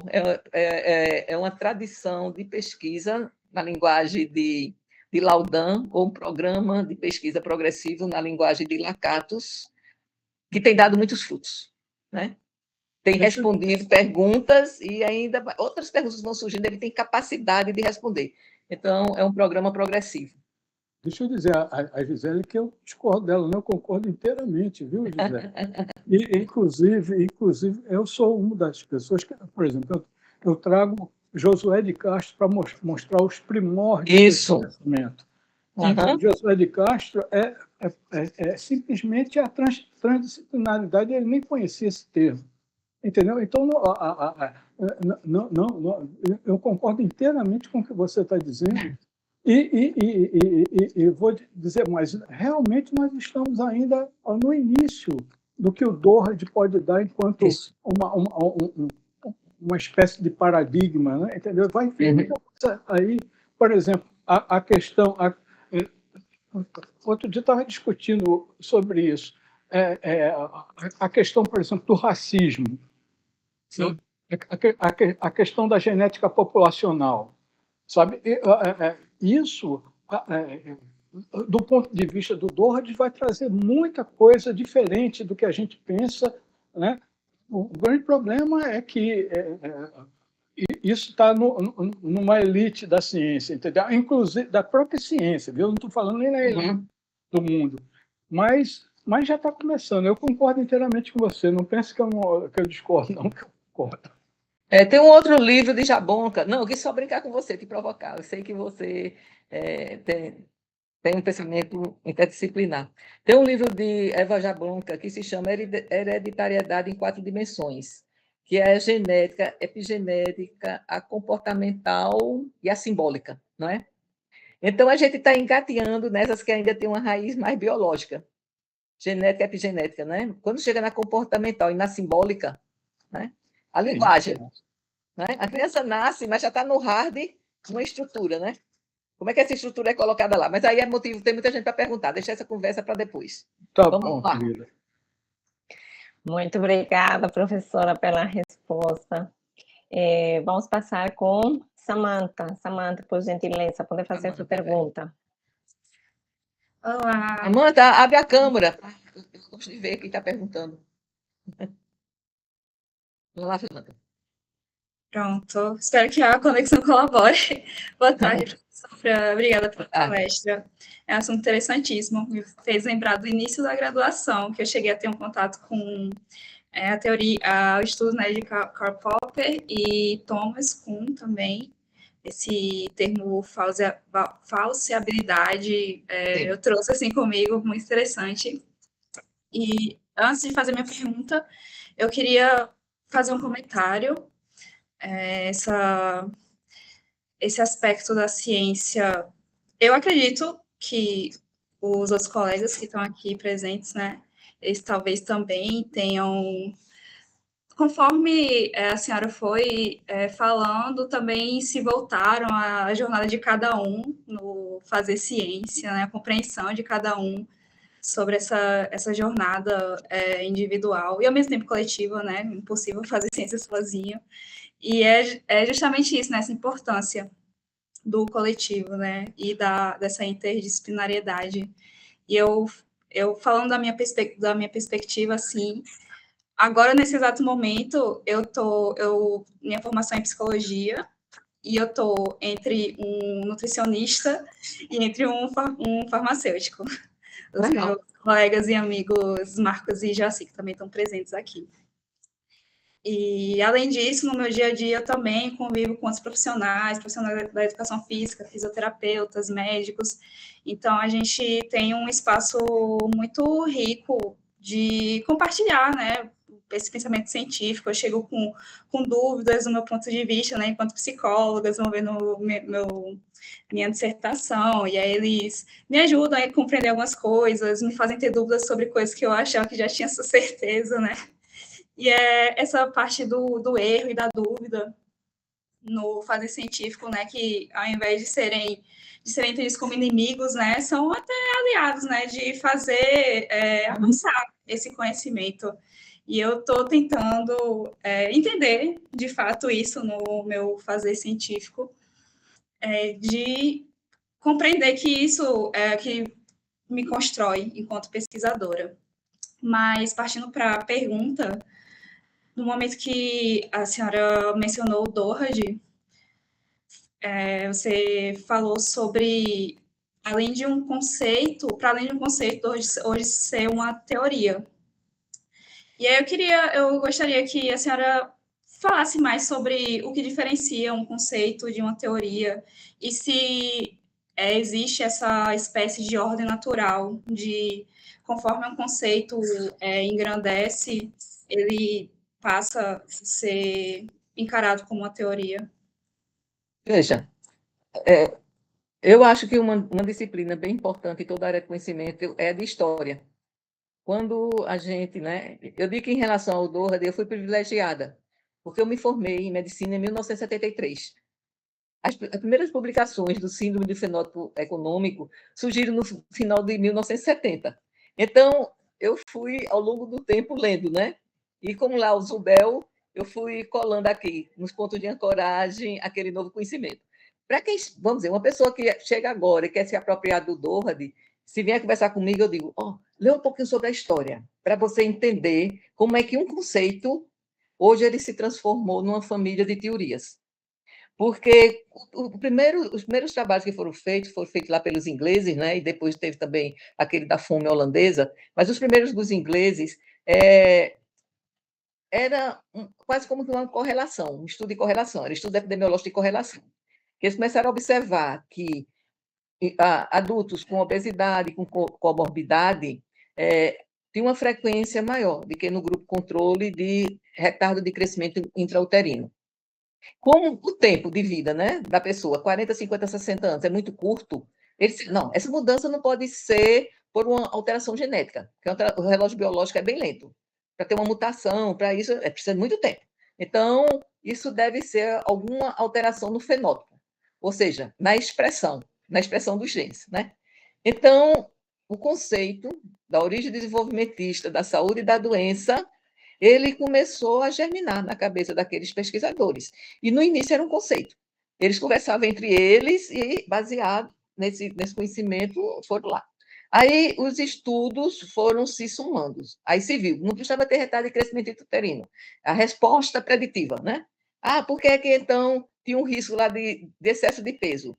É porque havia uma reorganização no metabolismo. Então, se ela chegasse em um ambiente, aquele bebê com retardo de crescimento intrauterino, que a oferta de nutrientes fosse alta, ele iria fazer um catch-up, um rápido ganho de peso. O que não seria bom, porque seria uma desorganização, porque ele estava já programado, a programação fetal, para ir num outro canal, e não para pular brutalmente de canal. Aí veja como vai se juntando várias hipóteses. A resposta adaptativa preditiva, o catch-up, aí várias hipóteses. E isso foi caminhando. Isso tudo era estudo na área da epidemiologia. Mas a gente sabe que para o conhecimento crescer, muitas vezes as hipóteses, por questões éticas e até de viabilidade, não pode ser feito estudos humanos, porque seriam estudos de coorte, de longa duração, né? Aí os pesquisadores da área de experimental disseram, não, vamos buscar em modelos animais e vamos fazer perguntas mais específicas. Aí começou os estudos, né? No ratinho, nas ovelhas, naquela coisa toda. Então, foi se criando uma base de evidência empírica em que várias hipóteses foram testadas, e essas hipóteses tinham muita coisa em comum, e as respostas, né, as hipóteses que foram corroboradas, elas começaram a fazer um corpo mais firme, já dá uma explicação para diferentes fenômenos. Então, ali nasceu uma teoria. E como ela é uma teoria que é progressiva, essa tradição de pesquisa é progressiva, essa teoria ela está cada vez mais, vamos assim, incorporando novas ideias. No início, era um olhar muito biológico, muito metabólico, porque era muito centrado no organismo. Depois começou a conversar com outras áreas, né? As áreas em que estuda os determinantes sociais da doença, e viu, olha, mas não é uma coisa só biológica, tem uma influência do ambiente. Então, isso foi ampliando. E hoje, quando a gente vai ler a base do Dohad, a gente vê que é interdisciplinar a criação dela. E que a gente tem que entender, olhar para a estrutura dela, e a teoria a gente aprende, quando a gente olha para a teoria e a gente aprende a estrutura, o que dá sustentação, não é? A gente vê que é uma família de teoria. Então, ela passou, no início, uma conversa, um conceito, hipóteses que foram sendo testadas, e agora é uma base teórica, é uma teoria. E vou dar um exemplo para você. Quem é criacionista, olha para a teoria evolucionista e diz que é uma hipótese. Mas já há tanta evidência científica que dá sustentação à evolução, que hoje é consensual, que a teoria evolucionista de Darwin, né? Principalmente o neodarwinismo, essa coisa toda, né? Então, o criacionismo, mas você acha que eles mudaram? Eles continuam lá, defendendo o criacionismo, né? Obrigada, professora. Obrigada, Samantha, pela pergunta. Agora passamos para Conceição. Por gentileza, Conceição, pode fazer a sua pergunta.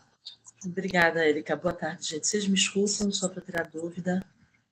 Eu queria, antes de qualquer coisa, agradecer a atenção de Érica, tá? Pelas informações que ela nos passa sempre, no momento que a gente não consegue acompanhar no grupo todas as que nos são repassadas, e dizer que é uma alegria estar aqui, professora Gisele. Eu não tive como estar no primeiro dia, conversei diretamente com o professor Raul, mas não tive a oportunidade de estar com o grupo e dizer que eu tenho certeza que eu perdi. O momento foi muito rico. Professora, parabéns pela palestra. Eu ratifico aqui os agradecimentos que já foram feitos. A senhora nos trouxe um histórico e um resgate da importância da questão da epistemologia para a pesquisa, e eu trago uma comparação que eu faço com algumas informações ou algumas conversas que eu tive ainda na época do mestrado, que eu terminei recentemente, de que me geram uma dúvida muito grande de como é entendida a questão da epistemologia ainda por parte de vários pesquisadores, a ponto do método ele ser minimizado, e a senhora trouxe aí como esse método deve ser construído, o quão importante ele é, o quão complexo ele é no sentido de bonito, e onde as pessoas buscam a comprovação de hipóteses apenas, apontando que aqueles resultados antecipados, eles obrigatoriamente têm de ser comprovados, e quando isso não acontece, a pesquisa não se fez. Primeiro ponto. Eu escutei de pessoas essa questão, mas eu tenho que comprovar o método, tenho que comprovar a hipótese de todo jeito, senão a minha pesquisa não foi válida.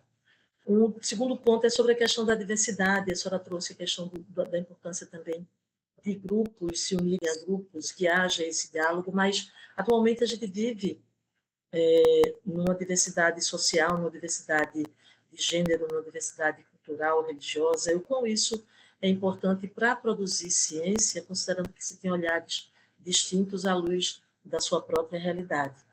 E a importância dessa aproximação da ciência para a sociedade, para que nós não tenhamos, por exemplo, o que aconteceu durante a pandemia, e que reverberou, infelizmente, numa realidade até no Plano Nacional de Imunização, que era uma referência, e como isso degringolou por conta das péssimas contribuições. Então, seriam 3 pontos, né? À luz da epistemologia, se a senhora pudesse falar algo nesse sentido, eu agradeço muito. Veja, eu acho assim, a pós-graduação estrito sensu, ela tem um objetivo, não é? O objetivo é a formação do pesquisador. Ela seria de uma forma tranquila se a alfabetização científica ela já viesse lá desde o maternalzinho. Porque, a depender do que a gente está discutindo, é aquela coisa das diversas áreas do conhecimento. Mas se a gente está discutindo algum produto tecnológico, alguma teoria, alguma coisa, você tem que entender o que é que está lá. Então, se viesse a alfabetização, aí, quando chegasse aqui na pós-graduação, já iria para o letramento científico, né? Seria descer na vertical a discussão em alguns aspectos. Eu digo para você que eu não entendo uma pessoa ser pesquisadora científica, participar da pesquisa científica, e não ter a curiosidade de entender como é que o fato científico é construído. Porque muitas vezes, eu já ouvi isso várias vezes. Não, professora, mas eu vim com esse projeto, o meu objetivo é esse, e amanhã de manhã já quero ir para campo. Eu digo, gente, se você já vem dizendo que é o objetivo, você vai estar só executando uma tarefa, você está carregando o piano. Alguém deve ter pensado para você. Outra coisa que eu acho que é um desserviço é um orientador de pós-graduação, mestrado e doutorado, pegar um artigo e dizer assim para o aluno, que chega ali com o olhinho brilhando, querendo aprender. Olha, é só seguir o que esse artigo fez, reproduz essa receita de bolo e você escreve seu artigo. Isso não é formar. Isso não é formar. Pode ser adestrar em determinados métodos, em determinadas técnicas, mas não é formar.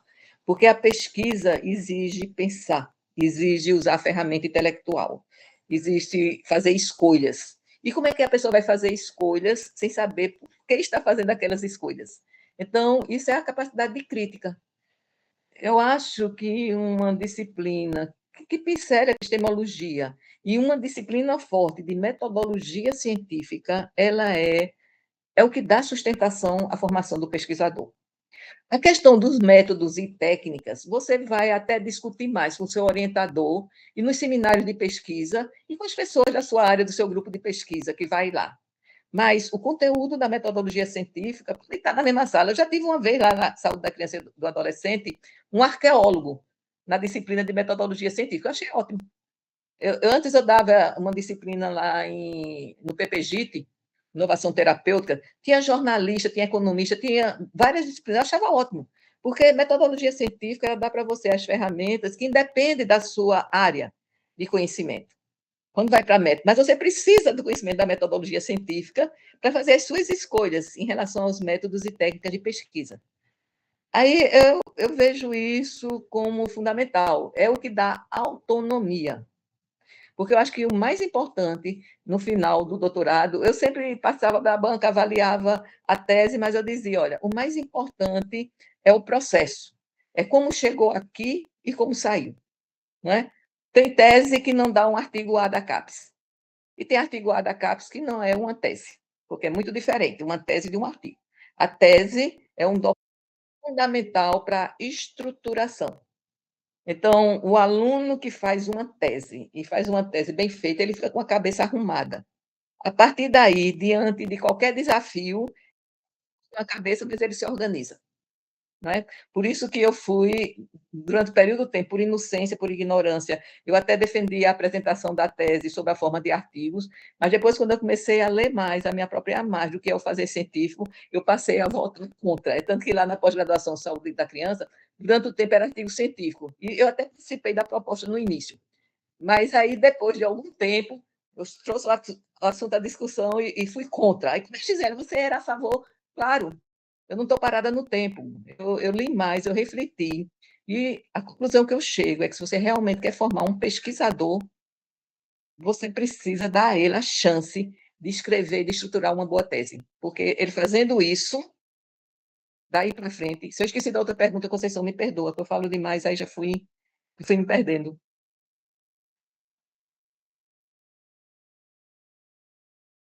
Isso. Eu posso relembrar? Foi a respeito da questão da diversidade, da necessidade e da importância da diversidade. Nesse caso, eu trouxe a questão social, cultural, de gênero. Tudo isso é importante para ampliação desse olhar e uma solução diferenciada. Sim.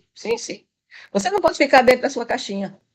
Eu até usei, tem que ter janelas, tem que ter uma porta aberta, porque às vezes você precisa sair daquela caixinha e até ir para outra, né? Porque quem fica dentro da caixinha fica com uma visão muito limitada do mundo, né?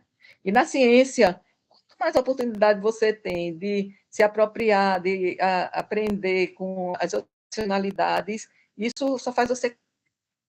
Então, a interdisciplinaridade no fazer científico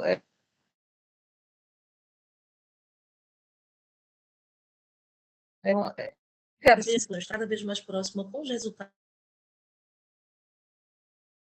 de ciência. Isso aí é o papel, né, da boa divulgação científica, né?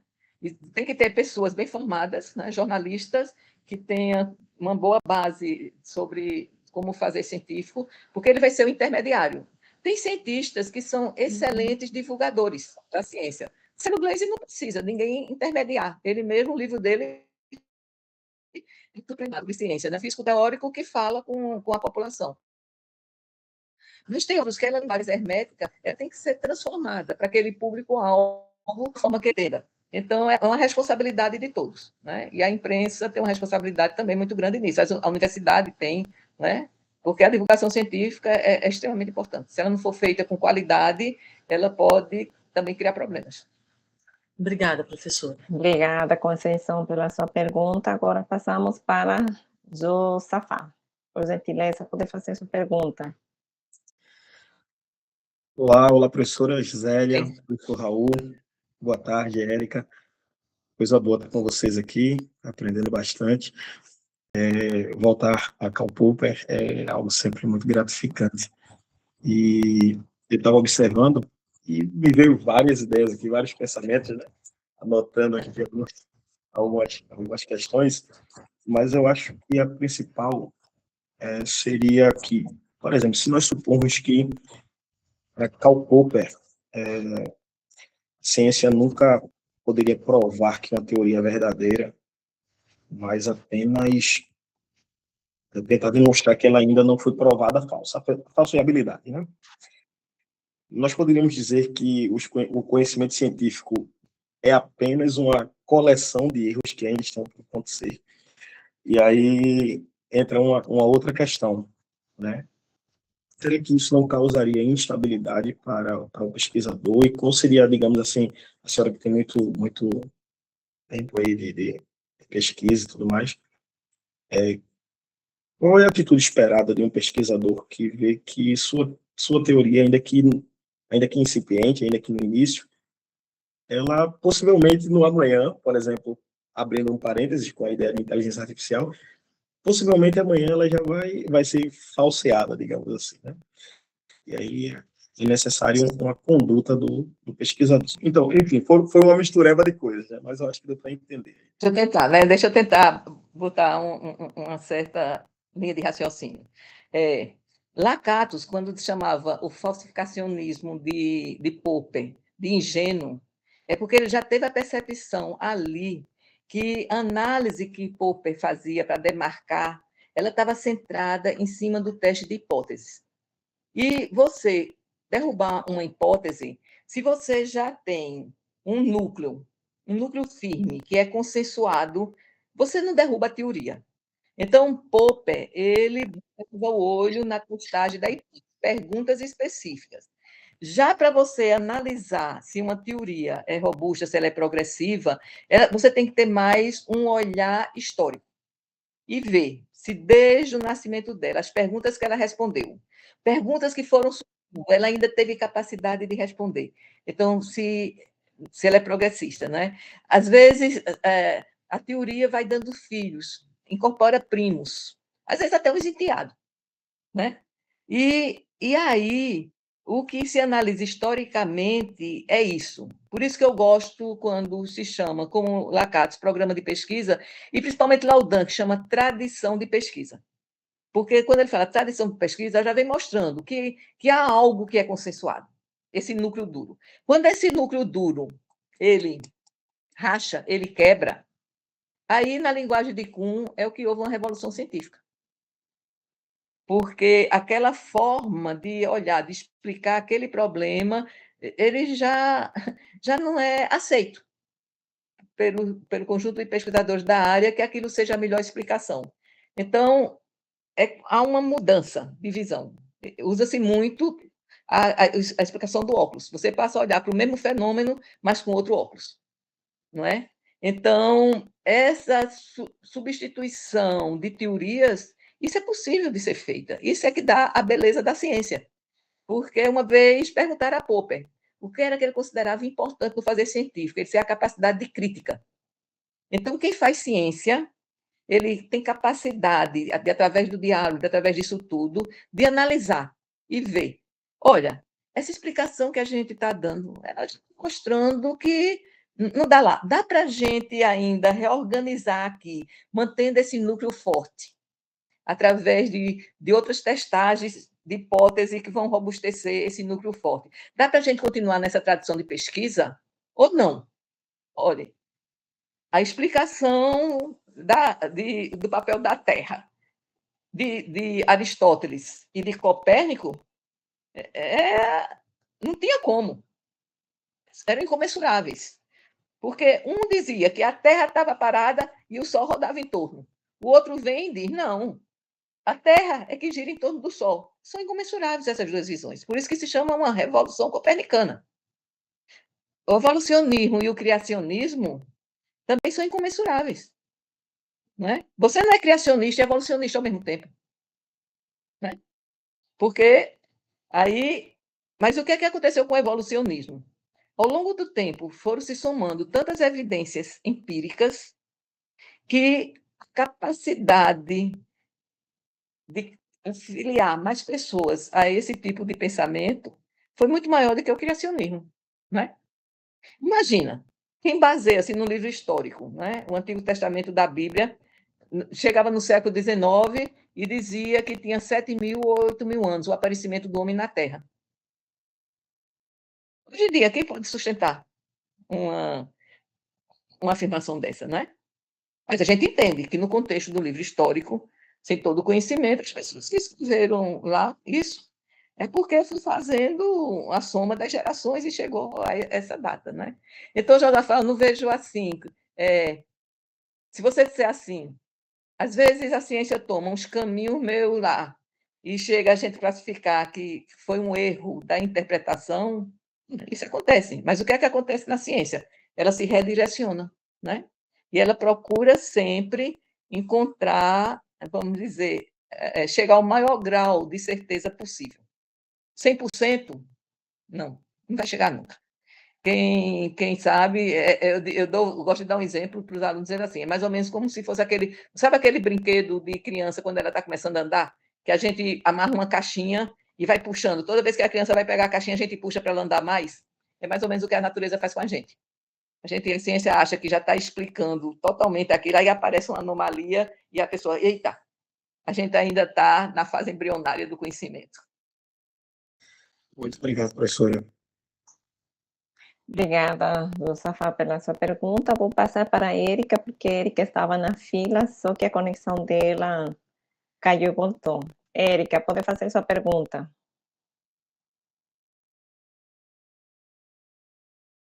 Explica, Helena, né? Isso. Será que a Érica está escutando? Estava na fila, mas caiu a ligação dela. Talvez tenha caído a internet. Bom, como a Érica não respondeu, Cristiane, por gentileza, pode fazer sua pergunta. Olá, boa tarde, professora Gisélia, parabéns pela excelente aula, né? Boa tarde a todos os demais, professor Raul, Érica. Para mim, realmente foi um tema novo, assim, então eu confesso que estou tentando metabolizar ainda aí o que a senhora falou de tanta informação, né? Que infelizmente para nós não temos, como fala, não temos isso na graduação de uma maneira mais esmiuçada, né? Enfim. Parabéns mais uma vez. Eu queria perguntar para a senhora com relação à estabilidade científica, né, da ciência contemporânea. Se hoje ela seria uma questão mais rara de acontecer, em função de se ter modificado do que antes era o certo, de ter uma concepção única e verdadeira, e hoje em dia as coisas não mais acontecem de uma única forma, não tem simplesmente um fator preditivo único, e sim, cada vez mais a gente tem o avanço tecnológico, e por conta disso, mais perguntas, mais questionamentos, então seria muito mais difícil de termos uma estabilidade da ciência mediante esses conceitos, né, do que foi feito no passado, na parte moderna e hoje em dia. Eu acredito que o que você está falando de estabilidade da ciência é aquilo que Thomas Kuhn fala na ciência normal.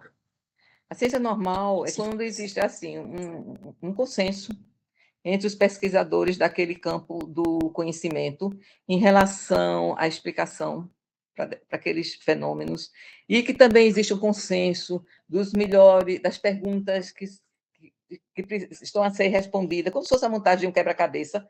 O próprio Kuhn utiliza isso, montagem de quebra-cabeça. Laudan já usa a solução de problemas, né? Então, na ciência normal, que é onde a maioria dos pesquisadores científicos trabalham, há exatamente isso, há um consenso, o que lhe dá uma certa tranquilidade, no sentido de que deixa você botar o pé no chão e o chão não treme, porque é um conhecimento científico que é consensuado. Quais são as perguntas que dentro daquela matriz disciplinar pode ser respondida, quais são os caminhos, isso é a ciência normal. Quando surge uma anomalia, aí é onde vai dar essa instabilidade, né? E aí vai haver uma mudança nessa base, nessa matriz disciplinar. Mas eu diria assim, na maioria dos programas de pós-graduação, os alunos vão trabalhar dentro do que a gente chama ciência normal.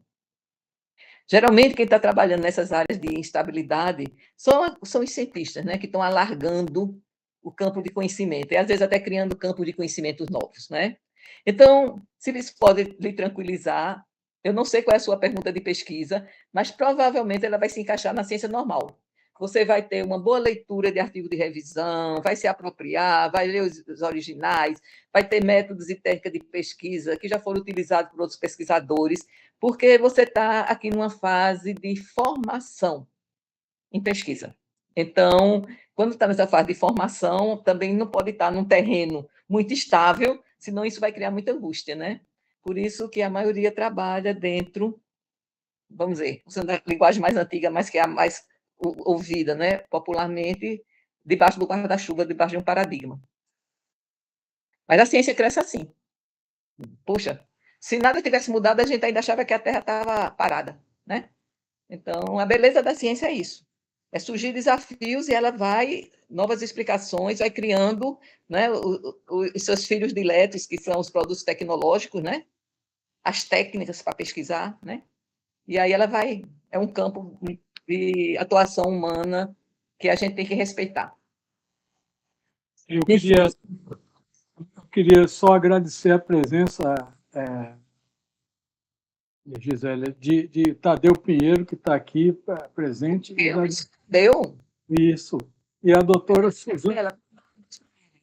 Eu não sei como é que faz isso, mas ele faz. Suzana também, doutora Suzana também, que eu acho que você deve conhecer, é pediatra, né? Dona de Suzana, estou até com medo da pergunta que ela vai me fazer. Eu não sei se ela vai fazer, não, mas ela está aqui. Deixa eu ver. E tem também, que eu acho que... Não, está aqui, Paulo Sérgio Oliveira. Paulo Sérgio, eu penso que eu conheço, mas não sei. Deu. Tadeu está virado assim, é porque ele está com o celular. Aí ele está de lado. Vou ficar de lado também, Tadeu, para falar contigo. Tadeu está de lado.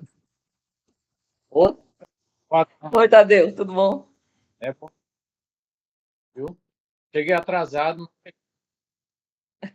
Mas chegou.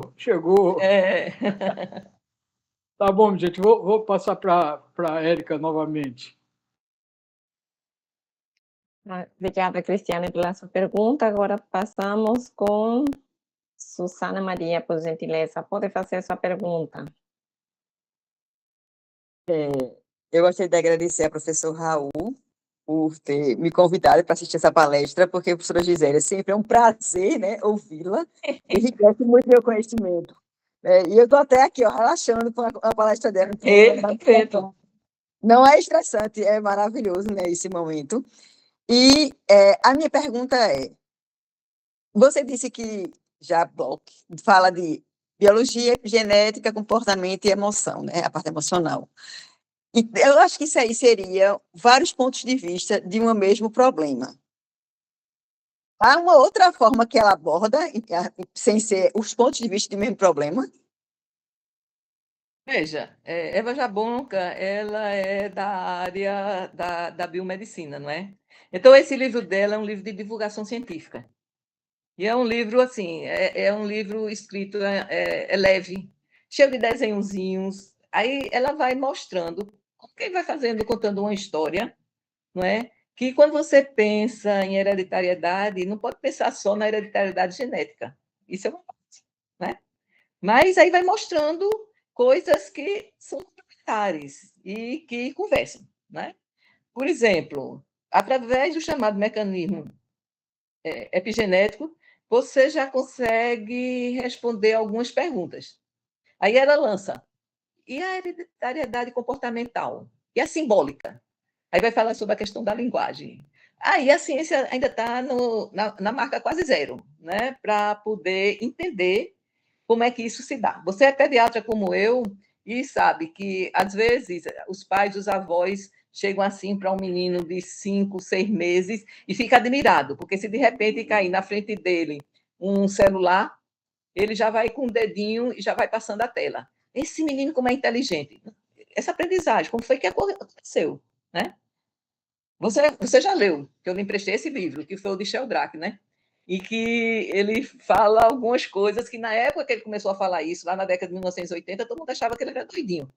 Mas agora já estão começando a olhar para os escritos dele de outra forma, né? A gente vai encontrar uma explicação lá no futuro. Por enquanto, a gente ainda não tem, né? Mas a questão da linguagem, né? Como é que se dá essa questão? O que é que faz uma criança que mora num lar que seja bem letrado e que as pessoas conversem muito e falem, né?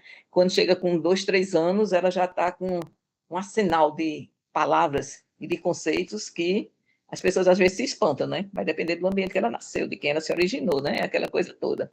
Então, nisso eu acho que, através dessa teoria do Dohad, à medida que ela ainda for sendo robustecida, tudo, né, ela vai abrir muitas avenidas, e eu não vou ver. Você vai, porque você é bem mais nova do que eu.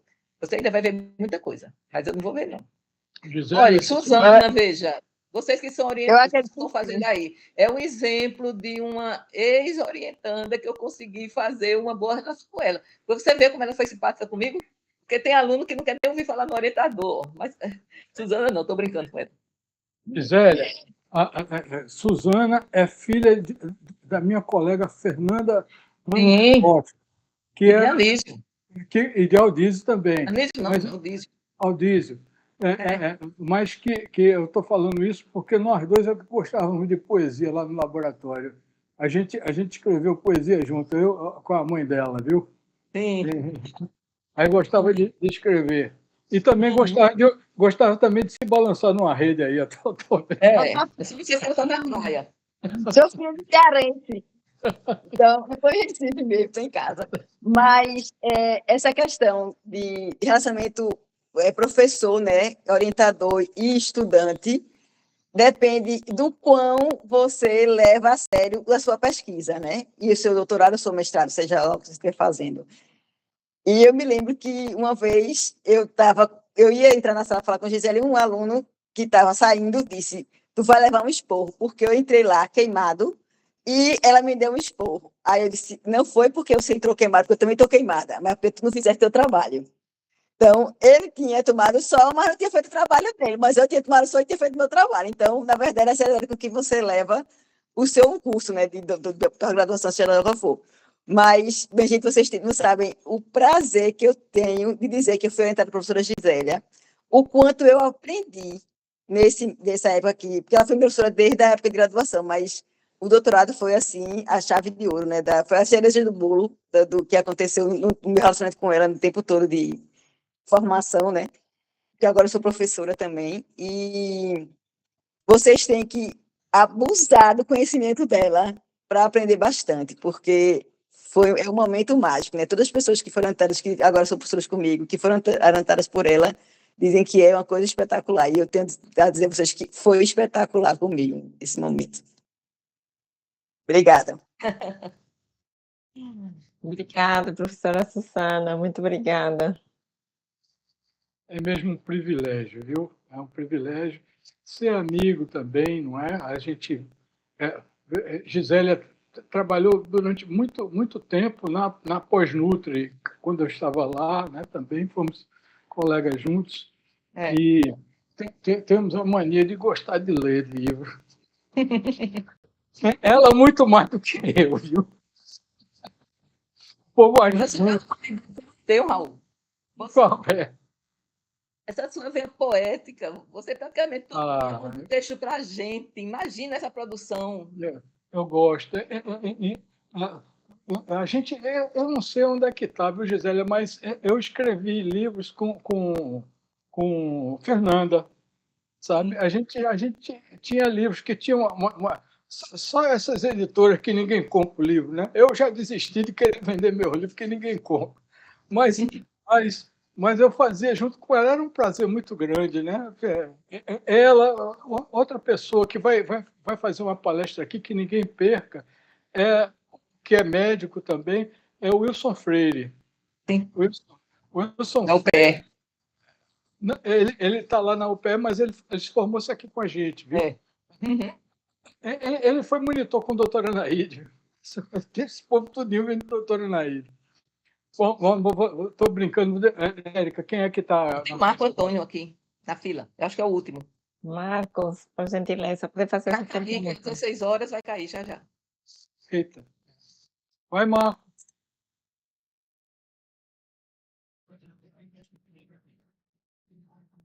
Professora, a senhora está me escutando? Agora eu escutei. Mas se você fez a pergunta antes, eu não escutei, não. A câmera está ligada, mas eu acho que por conta da instabilidade da internet não está funcionando direito. Queria agradecer, parabenizar a senhora pela ótima palestra e gostaria que a senhora comentasse sobre a seguinte questão. Ao aceitarmos que a racionalidade depende de um contexto, seja ele elementos históricos ou sociais, como podemos explicar o progresso da ciência? tendo em vista que nenhuma teoria ela supera a outra, e sim que depende de um contexto histórico. Já. A gente tem uma coisa do senso comum de querer sempre fazer uma ordenação, fazer uma hierarquização, não é? Mas, na ciência, às vezes a coisa não acontece bem assim, tem idas e vindas. Eu vou dar um exemplo para ver se tem